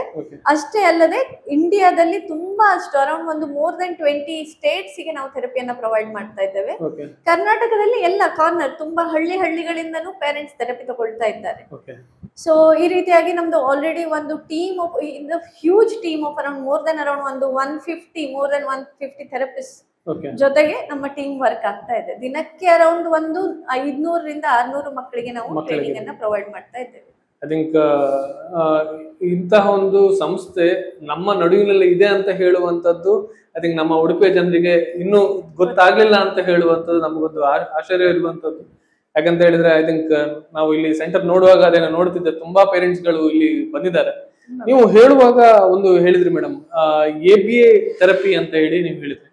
ಆ ಥೆರಪಿ ಏನು ಮೇಡಮ್? ಅದು ಯಾಕಂದ್ರೆ ನಾನು ಇದರಲ್ಲಿರುವಾಗಲೂ ಸಹ ABA ಥೆರಪಿ ಬಗ್ಗೆ ನಾವು ತುಂಬಾ ಕಮ್ಮಿ ಕೇಳಿರುವಂತದ್ದು. ಸೊ ಅದ್ರ ಬಗ್ಗೆ ಒಂದಿಷ್ಟು ವಿಚಾರಗಳನ್ನ ಹೇಳಲಿಕ್ಕೆ ಆಗ್ತದ? ಸೊ ಅದೇ ನೀವೆಲ್ಲ ಬೇರೆ ಥೆರಪಿ ಕೇಳಿರ್ತೀರ, ಲೈಕ್ ಸ್ಪೀಚ್ ಥೆರಪಿ ಇರ್ಬೋದು, occupational therapy, special education, clinical psychology. But main thing ಅಂದ್ರೆ ABA ಅಂತಂದ್ರೆ ಅಪ್ಲೈಡ್ ಬಿಹೇವಿಯರ್ ಅನಾಲಿಸಿಸ್ ಥೆರಪಿ ಅಂತ. It's a American based programme. So specially made for children with autism. So ಅವರಲ್ಲಿ ಈಗ ನಾವು speech therapy ಕೊಡೋದಕ್ಕೆ ಹೋದ್ರೆ ಆ ಮಕ್ಕಳನ್ನ ಅವರು ರಿಸೆಪ್ಟ್ ಮಾಡುದಿಲ್ಲ, ಕಲಿಯೋದಿಲ್ಲ. ಸೊ ಅವರಿಗೆ ಬಿಹೇವಿಯರ್ ಮಾಡಿಫಿಕೇಶನ್ ಕೂಡ ಬೇಕಾಗುತ್ತೆ. ಸೊ ಬಿಹೇವಿಯರ್ ಮಾಡಿಫಿಕೇಶನ್ ಜೊತೆಗೆ ಮಾತು, ಕಮ್ಯುನಿಕೇಶನ್ ಅನ್ನ ಕಲಿಸ್ಕೊಡುವಂತಹ ವೆರಿ ಸ್ಪೆಷಲೈಸ್ಡ್ ಪ್ರೋಗ್ರಾಮ್. ಸೊ ಅದಕ್ಕೆ ಸರ್ಟಿಫೈಡ್ ಪರ್ಸನ್ ಬೇಕಾಗ್ತಾರೆ. I am very happy to say that one of our centre ಅಲ್ಲಿ ಒಂದು like we have a resource where they are certified people. So ನೀವು ನೋಡಿದ್ರೆ ಥ್ರೂ ಔಟ್ ಕರ್ನಾಟಕದಲ್ಲಿ ಅದು ಹಾರ್ಡ್ಲಿ ಐ ಥಿಂಕ್ 5 or 6 ಇವರಿಗೆ ಅಷ್ಟೇ ಇರೋ ಅಂತದ್ದು. ಬಟ್ ವೆರಾಸ್ ನಮ್ಮಲ್ಲಿ ಆ ಸರ್ಟಿಫೈಡ್ ಪ್ರೋಗ್ರಾಮ್ ಇದೆ ಫಾರ್ ಕರ್ನಾಟಕದಲ್ಲಿ. I like for Dakshina Kannada, Udupi ಅಥವಾ ಕಾರವಾರ, ಈ ಎಲ್ಲಾ ಡಿಸ್ಟ್ರಿಕ್ಟಿಗೆ we are the only one we have that ABA programme ಅನ್ನ. ಪ್ರೊವೈಡ್ ಮಾಡ್ತಾ ಸೊ ಅದರಲ್ಲಿ ಮೇಜರ್ಲಿ ಅವರ ಬಿಹೇವಿಯರ್ ಜೊತೆಗೆ ಇವನ್ ಕಮ್ಯುನಿಕೇಶನ್ ಸ್ಕಿಲ್ಸ್ ಅನ್ನು ಕೂಡ ಕಲಿಸ್ಲಿಕ್ಕೆ ಆಗುತ್ತೆ. ಓಕೆ. ಸೊ ಈಗ ಇಲ್ಲಿ ಮೇಜರ್ ಈಗ ಪೇರೆಂಟ್ಸ್ ಗಳು ಬರ್ತಾ ಇರುವಂತದ್ದು. ಪೇರೆಂಟ್ಸ್ ಬಂದಾಗ ಇವನ್ ನಾವು ಕೇಳಿದೇವೆ ಅಂದ್ರೆ ಹಲವಾರು ಈ ಗ್ರೂಪ್ ಸೆಷನ್ಸ್ ಗಳ ಆಗ್ಬೇಕು ಅಂತೇಳಿ ಕೇಳ್ತಾರೆ. ಅಂದ್ರೆ ಈ ಗ್ರೂಪ್ ಸೆಷನ್ಸ್ ಆದಾಗ ಇವನ್ ಪೇರೆಂಟ್ಸ್ ಗಳು ಡೆವಲಪ್ ಆಗ್ಲಿಕ್ಕೆ ಅವರಿಗೂ ಹೆಲ್ಪ್ ಆಗ್ತದೆ, ಮತ್ತೆ ಇನ್ನೊಂದು ಅವರ ಪೇರೆಂಟ್ಸ್ ಗಳಿಗೂ ಸಹ ಅವರ ಮಿಡ್ ಅಲ್ಲಿ ಕನೆಕ್ಷನ್ಸ್ ಸಹ ಬಿಲ್ಟ್ ಆಗುತ್ತೆ ಅಂತ ಹೇಳ್ಕೊಂಡು. ಸೊ ಅದನ್ನ ನಿಮ್ಮ ಈ ಸಂಸ್ಥೆಯಲ್ಲಿ ಹೇಗೆ ನಮ್ಮಲ್ಲಿ ಗ್ರೂಪ್ ಸೆಷನ್ಸ್ ಹೇಗೆ ಆಗ್ತಾ ಇದೆ ಅಂತ ಅಂದ್ರೆ 2 ಅಡಿಷನಲ್ ಸರ್ವಿಸಸ್ ಇರುವಂತದ್ದು. ಅಂದ್ರೆ ಒಂದು ಗ್ರೂಪ್ ಸರ್ವಿಸಸ್, ಮತ್ತೊಂದು ಸ್ಕೂಲ್ ರೆಡಿನೆಸ್ ಪ್ರೋಗ್ರಾಮ್ ಅಂತ. ಸೊ ಗ್ರೂಪ್ ಸರ್ವಿಸಸ್ ಅಂತಂದ್ರೆ ಈ ಮಕ್ಕಳಲ್ಲಿ ಯಾವ ಮಕ್ಕಳಿಗೆ ಇವಾಗ ಡಿಲೇ ಇದೆನೋ ಅವರಿಗೆ ನಾವು ಇಂಡಿವಿಜುವಲ್ ಆಗಿ ಟ್ರೈನಿಂಗ್ ಕೊಟ್ಟು ಅವರ ಸ್ಕಿಲ್ಸ್ ನ ಡೆವಲಪ್ ಮಾಡ್ತಾ ಬರ್ತೇವೆ. ಬಟ್ ಯಾವಾಗ ಅವರಿಗೆ ಸೋಷಿಯಲ್ ಸ್ಕಿಲ್ಸ್ ಬೇಕು, ಈಗ ನಾವು ಹೊರಗಡೆ ಕರ್ಕೊಂಡು ಹೋದ್ರೆ ಅವ್ರು ಹೇಗೆ ಬಿಹೇವ್ ಮಾಡಬೇಕು, ಯಾರ ಜೊತೆಗೆ ಹೇಗೆ ಇಂಟ್ರಾಕ್ಟ್ ಮಾಡಬೇಕು, ಆ ಸೋಷಿಯಲ್ ಸ್ಕಿಲ್ಸ್ ನ ಡೆವಲಪ್ ಮಾಡೋದಕ್ಕೆ ಬೇಕಾಗುವಂತದ್ದು ಗ್ರೂಪ್ ಥೆರಪೀಸ್. ಸೊ ಅದು ನಾವು ವೀಕಲ್ಲಿ ಒಂದ್ಸರಿ ರನ್ ಮಾಡ್ತೇವೆ, ಎಲ್ಲ ಮಕ್ಕಳಿಗೆ ತಗೊಂಡು ಅವರಿಗೆ ಕಲಿಸಿ ಕೊಡ್ತೇವೆ ಹೇಗೆ ಮಾಡ್ಬೇಕು ಅಂತ. ಪೇರೆಂಟಿಂಗ್ ಸೆಷನ್ಸ್ ಆಗುತ್ತೆ, ಪೇರೆಂಟ್ಸ್ ಗೆ ಕೆಲವೊಂದು ಸ್ಕಿಲ್ಸ್ ಅವರು ಹೇಗೆ ಮನೆಯಲ್ಲಿ ಕಲಿಸ್ಕೊಡ್ಬೇಕು ಅನ್ನೋದನ್ನ ಹೇಳಿಕೊಡ್ತೇವೆ. ಅದ್ರ ಜೊತೆಗೆ ಸ್ಕೂಲ್ ರೆಡಿನೆಸ್ ಪ್ರೋಗ್ರಾಮ್ ಅಂತಂದ್ರೆ ಈಗ ಕೆಲವೊಂದು ಮಕ್ಕಳನ್ನ ನಾವು ಡೈರೆಕ್ಟ್ ಹೋಗಿ ಸ್ಕೂಲಿಗೆ ಹಾಕ್ಲಿಕ್ಕೆ ಆಗೋದಿಲ್ಲ. ಸೊ ಅವರಿಗೆ ನಾವು ಸ್ಕೂಲಿಗೆ ರಿಕ್ವೈರ್ಮೆಂಟ್ಸ್ ನ ಪ್ರಿಪೇರ್ ಮಾಡೋ ಅಂತ ಅದನ್ನ ದಿನಕ್ಕೆ 3 ತಾಸಿನ ಪ್ರೋಗ್ರಾಮ್ ರನ್ ಆಗುತ್ತೆ. ಸೊ ಇದು 3 ಅಡಿಷನಲ್ ಸರ್ವಿಸಸ್ ಇರುತ್ತೆ. ಅಷ್ಟೇ ಅಲ್ಲದೆ ಈಗ ಆನ್ಲೈನ್ ಥೆರಪೀಸ್ ತಗೊಳ್ತಾರೆ ಪೇರೆಂಟ್ಸ್ ತುಂಬಾ ಬೇರೆ ಬೇರೆ ಕಡೆಯಿಂದ. ಸೊ ಆನ್ಲೈನ್ ಅಲ್ಲಿ ನಾವು ಹ್ಯಾಂಡ್ಸ್ ಆನ್ ಪೇರೆಂಟಿಗೆ ಟ್ರೈನ್ ಮಾಡ್ತೇವೆ. ಪ್ರತಿಯೊಂದು ಕೂಡ ಸ್ಟೆಪ್ ಬೈ ಸ್ಟೆಪ್ ಹೇಗೆ ಅವರು ಮಾಡಿಸ್ತಾ ಹೋಗ್ಬೇಕು ಮಗುವಿಗೆ, ಅದ್ರ ಜೊತೆಗೆ ಪೇರೆಂಟಿಂಗ್ ಸೆಷನ್ ಕಲಿಸಿಕೊಡ್ತೇವೆ ಅವ್ರು ಹೇಗೆ ಮಗುವಿನ ಬಿಹೇವಿಯರ್ ಅನ್ನ ಕಂಟ್ರೋಲ್ ಮಾಡ್ಬೇಕು ಅನ್ನೋದು. ಸೊ ಇದೆಲ್ಲದು ಓವರ್ ಆಲ್ ಸಪೋರ್ಟ್ ಕೊಟ್ಟವಾಗ ತುಂಬಾ ಒಳ್ಳೆ ಪ್ರೋಗ್ರೆಸ್ ಅನ್ನ ನೋಡ್ತಾ ಇದ್ದೇವೆ. ತುಂಬಾ ಜನ ಮಕ್ಕಳನ್ನ ನಾವು ಆಲ್ರೆಡಿ ಇವಾಗ ನಾರ್ಮಲ್ ಸ್ಟ್ರೀಮ್ ಅಲ್ಲಿ ಕೂಡ ಹಾಕಿದ್ದೇವೆ. ಮೋರ್ ದೆನ್ ಅರೌಂಡ್ 12,000 ಕಿಡ್ಸ್ ಅನ್ನ ನಾವು ಟ್ರೈನ್ ಮಾಡಿದ್ದೇವೆ. ತುಂಬಾ ಮಕ್ಕಳನ್ನ ನಾವು ನಾರ್ಮಲ್ ಸ್ಟ್ರೀಮ್ ಅಲ್ಲಿ ಕೂಡ ಹಾಕ್ಲಿಕ್ಕಾಗಿದೆ. ಓಕೆ. ಸೊ ನನಗೆ ಒಂದು ಕೇಳಲಿಕ್ಕೆ ಇರುವಂತದ್ದು, ನಾನು ಈಗ ಈ ಅರ್ಲಿ ಐಡೆಂಟಿಫಿಕೇಶನ್ಸ್ ಅಂತ ಹೇಳುವಂತದ್ದು ಎಸ್ಪೆಷಲಿ ಈಗ ನೀವು ಈಗ ಥೆರಪಿ ಪಾರ್ಟ್ ಅಲ್ಲಿ ನಿಮ್ಮ ಸಂಸ್ಥೆ ಜಾಸ್ತಿಯಾಗಿ ವರ್ಕ್ ಮಾಡೋದ್ರಿಂದ ನಾನು ಕೇಳ್ತಾ ಇರುವಂತದ್ದು. ಸೊ ಅರ್ಲಿ ಐಡೆಂಟಿಫಿಕೇಶನ್ ಈ ಮಟ್ಟದಲ್ಲಿ ಎಷ್ಟು ಹೆಲ್ಪ್ ಆಗ್ತದೆ, ಮತ್ತೆ ನಮ್ಮ ಎಸ್ಪೆಷಲಿ ನಮ್ಮ ಉಡುಪಿ ಆಗಿರ್ಬೋದು, ಮಂಗಳೂರಿನಾಗಿರ್ಬೋದು, ಸೋ ಕಾಲ್ಡ್ ಮೋರ್ ಎಜುಕೇಟೆಡ್ ಆಗಿರುವಂತ ಪೇರೆಂಟ್ಸ್ಗಳು ಇಲ್ಲಿದ್ದಾರೆ. ಸೊ ಅದರ ಬಗ್ಗೆ ಒಂದಿಷ್ಟು ವಿಚಾರಗಳನ್ನು ಹೇಳ್ಬೇಕಂತ ಹೇಳಿದ್ರೆ ಅಲ್ಲಿ ಐಡೆಂಟಿಫಿಕೇಶನ್ ಎಷ್ಟು ಅಗತ್ಯ ಇರುವಂತದ್ದು, ಮತ್ತು ನಮ್ಮ ಪೇರೆಂಟ್ಸ್ ಅವರು ಈಗ ಬರ್ತಾ ಇದ್ದಾರಾ, ಹೇಗೆ ಸಪೋರ್ಟ್ ಇದಾಗ್ತಾ ಇದೆ? ಈಗ ಲಾಸ್ಟ್ 8 years ಅಲ್ಲಿ ನೋಡಿದ್ರೆ ಈಗ ತುಂಬಾ ಚೇಂಜಸ್ ನೋಡ್ತಾ ಇದ್ದೇವೆ. ನಾವು ತುಂಬಾ ಸ್ಕೂಲ್ ಪ್ರೋಗ್ರಾಮ್ಸ್ ಅನ್ನ ಕಂಡಕ್ಟ್ ಮಾಡಿದ್ದೇವೆ. ಸ್ಕೂಲ್ಸ್ಗೆ ಹೋಗಿ ಯಾವ ಸ್ಕೂಲಿಗೆ ರಿಕ್ವೈರ್ಮೆಂಟ್ ಇದೆನೋ ಅವರಿಗೆ ನಾವು ಅಲ್ಲಿ ಹೋಗಿ ಪೇರೆಂಟ್ ಟೀಚರ್ ಟ್ರೈನಿಂಗ್ ಪ್ರೋಗ್ರಾಮ್ ಇರ್ಬೋದು ಅಥವಾ ಪೇರೆಂಟ್ ಅವೇರ್ನೆಸ್ ಪ್ರೋಗ್ರಾಮ್ಸ್ ಇರ್ಬೋದು, ಅದನ್ನ ಎಲ್ಲ ಕಂಡಕ್ಟ್ ಮಾಡ್ತಾ ಇರ್ತೇವೆ. ಸೊ ಯಾರಿಗಾದ್ರೂ ಅವಶ್ಯಕತೆ ಇದ್ರೆ ಅಪ್ರೋಚ್ ನಾವು ರೆಡಿ ಆಗಿ ಅದನ್ನ ಅವೈಲೇಬಲ್ ಕೂಡ ಮಾಡ್ತಾ ಇದ್ದೇವೆ.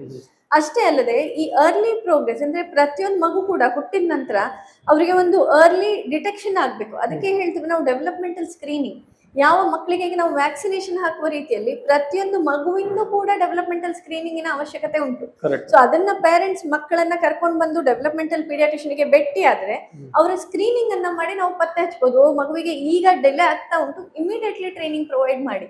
ಬಿಕಾಸ್ ಮೊದಲು 2 ವರ್ಷ ಏನಿದೆ ಅಲ್ಲ, that is a golden period. ಅವಾಗ ನೀವೇನಾದ್ರೂ ಟ್ರೈನಿಂಗ್ ಮಾಡಿದ್ರೆ ತುಂಬಾ ಒಳ್ಳೆ ರಿಸಲ್ಟ್ ಅನ್ನ ನಾವು ನೋಡ್ತೇವೆ. So early identification in everything. ಮಗುವಿನ ಮಾತು ಹಿಂದೆ ಬೀಳ್ತಿದನ ಅರ್ಲಿ ಐಡೆಂಟಿಫೈ ಮಾಡಿ ಥೆರಪೀಸ್ ಕೊಡಿ.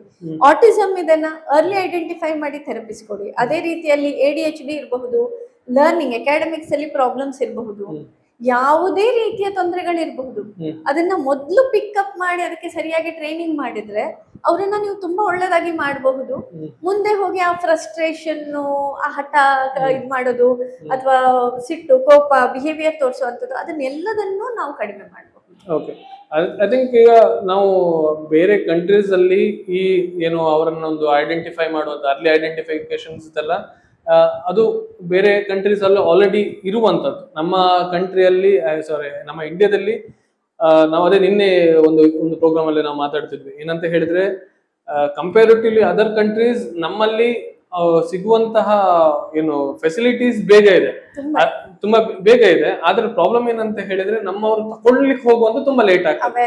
ಯಾಕಂತ ಹೇಳಿದ್ರೆ ಈಗ ಬೇರೆ ಕಂಟ್ರೀಸ್ ಅಲ್ಲಿ ಅವ್ರಿಗೆ ಒಂದು ಅಪಾಯಿಂಟ್ಮೆಂಟ್ ತಗೊಳ್ಬೇಕಂತ ಹೇಳಿದ್ರೆ ತುಂಬಾ ಲಾಂಗ್ ಅಪಾಯಿಂಟ್ಮೆಂಟ್ ತುಂಬಾ ಟೈಮ್ ಹೋಗ್ತದೆ.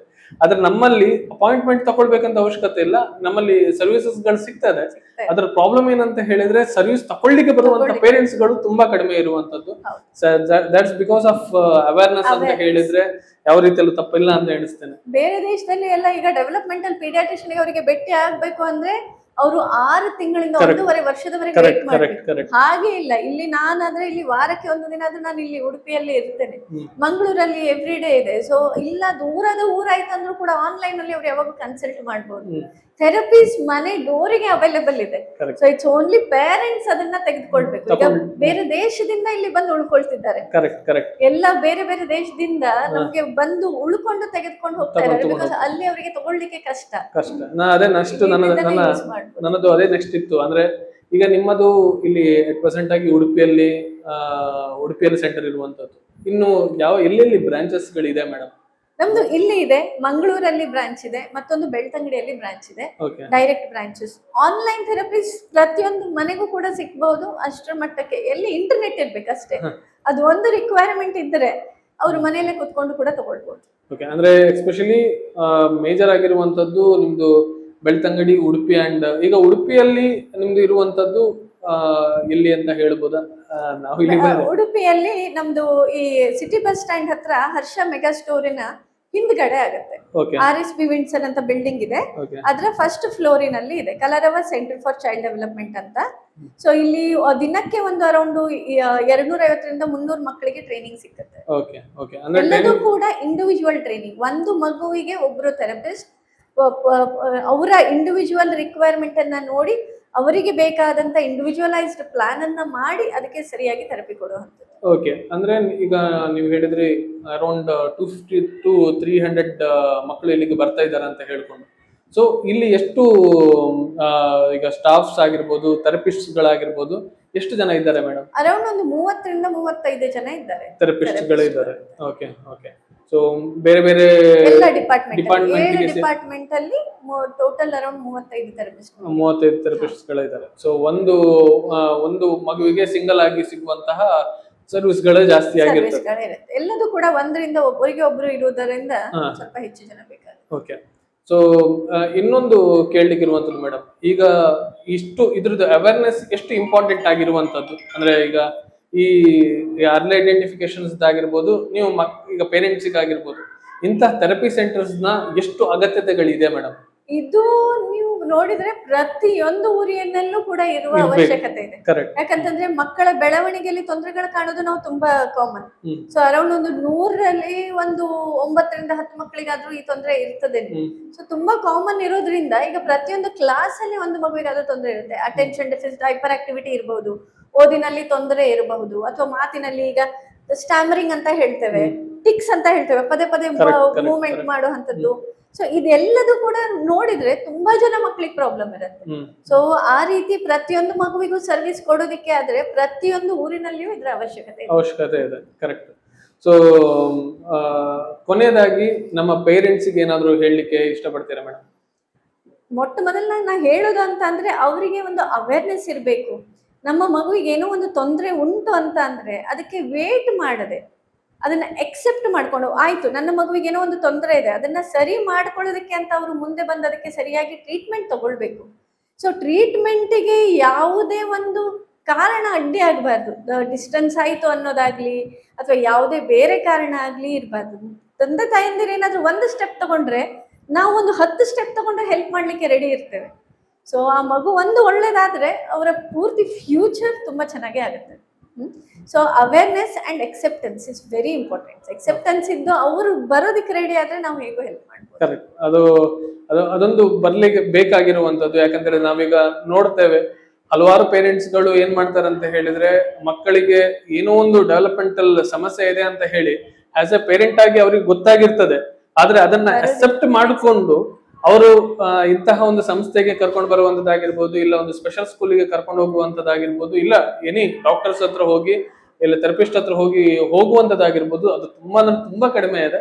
ಸೊ ನಾವು ಅದನ್ನೇ ಕೇಳುವಂಥದ್ದು, ಇಂತಹ ಅವೇರ್ನೆಸ್ ಪ್ರೋಗ್ರಾಮ್ಸ್ ಆಗಿರ್ಬೋದು, ಇಲ್ಲ ಇಂತಹ TV ಶೋಸ್ ಗಳಾಗಿರ್ಬೋದು, ಇದನ್ನೆಲ್ಲ ಮಾಡ್ಲಿಕ್ಕೆ ಮುಖ್ಯ ಕಾರಣ ಇರುವಂತದ್ದು ಏನಂತ ಹೇಳಿದ್ರೆ ನಮ್ಮ ಉಡುಪಿಯಲ್ಲೂ ಸಹ ಇಂಥ ಸಂಸ್ಥೆಗಳಿದೆ, ಇಂಥ ಸರ್ವಿಸಸ್ಗಳಿದೆ. ಸೊ ಆ ಸರ್ವಿಸಸ್ ಗಳನ್ನ ನಮ್ಮ ಉಡುಪಿಯ ಜನರು ತಗೊಳ್ಳಿಕ್ಕೆ ಸಾಧ್ಯ ಆಗತ್ತಾ ಅಂತ ಹೇಳುವಂತದ್ದು ನಮ್ಮ ಒಂದು ಮುಖ್ಯ ಉದ್ದೇಶ ಆಗಿರುವಂತದ್ದು ಇಂತಹ ಕಾರ್ಯಕ್ರಮಗಳನ್ನ ಮಾಡ್ಲಿಕ್ಕೆ. ಮೇಡಮ್, ಇನ್ನೊಂದು ಏನಂತ ಹೇಳಿದ್ರೆ, ನಾವೀಗ ನಾವು ಆಟಿಸಮ್ ಅಂತ ಹೇಳಿದುಕೊಳ್ಳೆ ಬೇರೆ ಬೇರೆ ರೀತಿಯಲ್ಲಿ ಸ್ಪೆಕ್ಟ್ರಮ್ ಆಗಿರೋದನ್ನ ಬೇರೆ ಬೇರೆ ರೀತಿಯಲ್ಲಿ ನಾವು ನೋಡ್ತೇವೆ ಈಗ. ಆದ್ರೆ ಈಗ ಒಂದಿಷ್ಟು ದಿನಗಳಲ್ಲಿ, ಒಂದಿಷ್ಟು ವರ್ಷಗಳಲ್ಲಿ ಒಂದು ಜಾಸ್ತಿ ಕೇಳಿದ್ರೆ, ಎಸ್ಪೆಷಲಿ ಒಂದು ಪ್ಯಾಂಡಮಿಕ್ ಆದ ನಂತರ ಅದನ್ನ ನಾವು ಜಾಸ್ತಿ ಕೇಳ್ತಿದ್ದೇವೆ, ವರ್ಚುವಲ್ ಆಟಿಸಮ್ ಅಂತ ಹೇಳ್ಕೊಂಡು. ಸೊ ಅದನ್ನ ಒಂದು ಕರೆಕ್ಟ್ ಮಾಡ್ಲಿಕ್ಕೆ, ಅದನ್ನ ಏನು ಅವರನ್ನ ನಾರ್ಮಲ್ ಲೈಫಿಗೆ ತರ್ಲಿಕ್ಕೆ ಆಗ್ತದ, ಆ ಮಕ್ಕಳನ್ನ ಆಟಿಸಮ್ ಇಂದ ಹೊರಗಡೆ ತರ್ಲಿಕ್ಕೆ ಆಗ್ತದ? ಯಾಕಂತ ಹೇಳಿದ್ರೆ ಅದನ್ನ ಪ್ಯೂರ್ಲಿ ಆಟಿಸಮ್ ಅಂತ ಹೇಳಿ ಕರ್ಲಿಕ್ಕೆ ಆಗುದಿಲ್ಲ.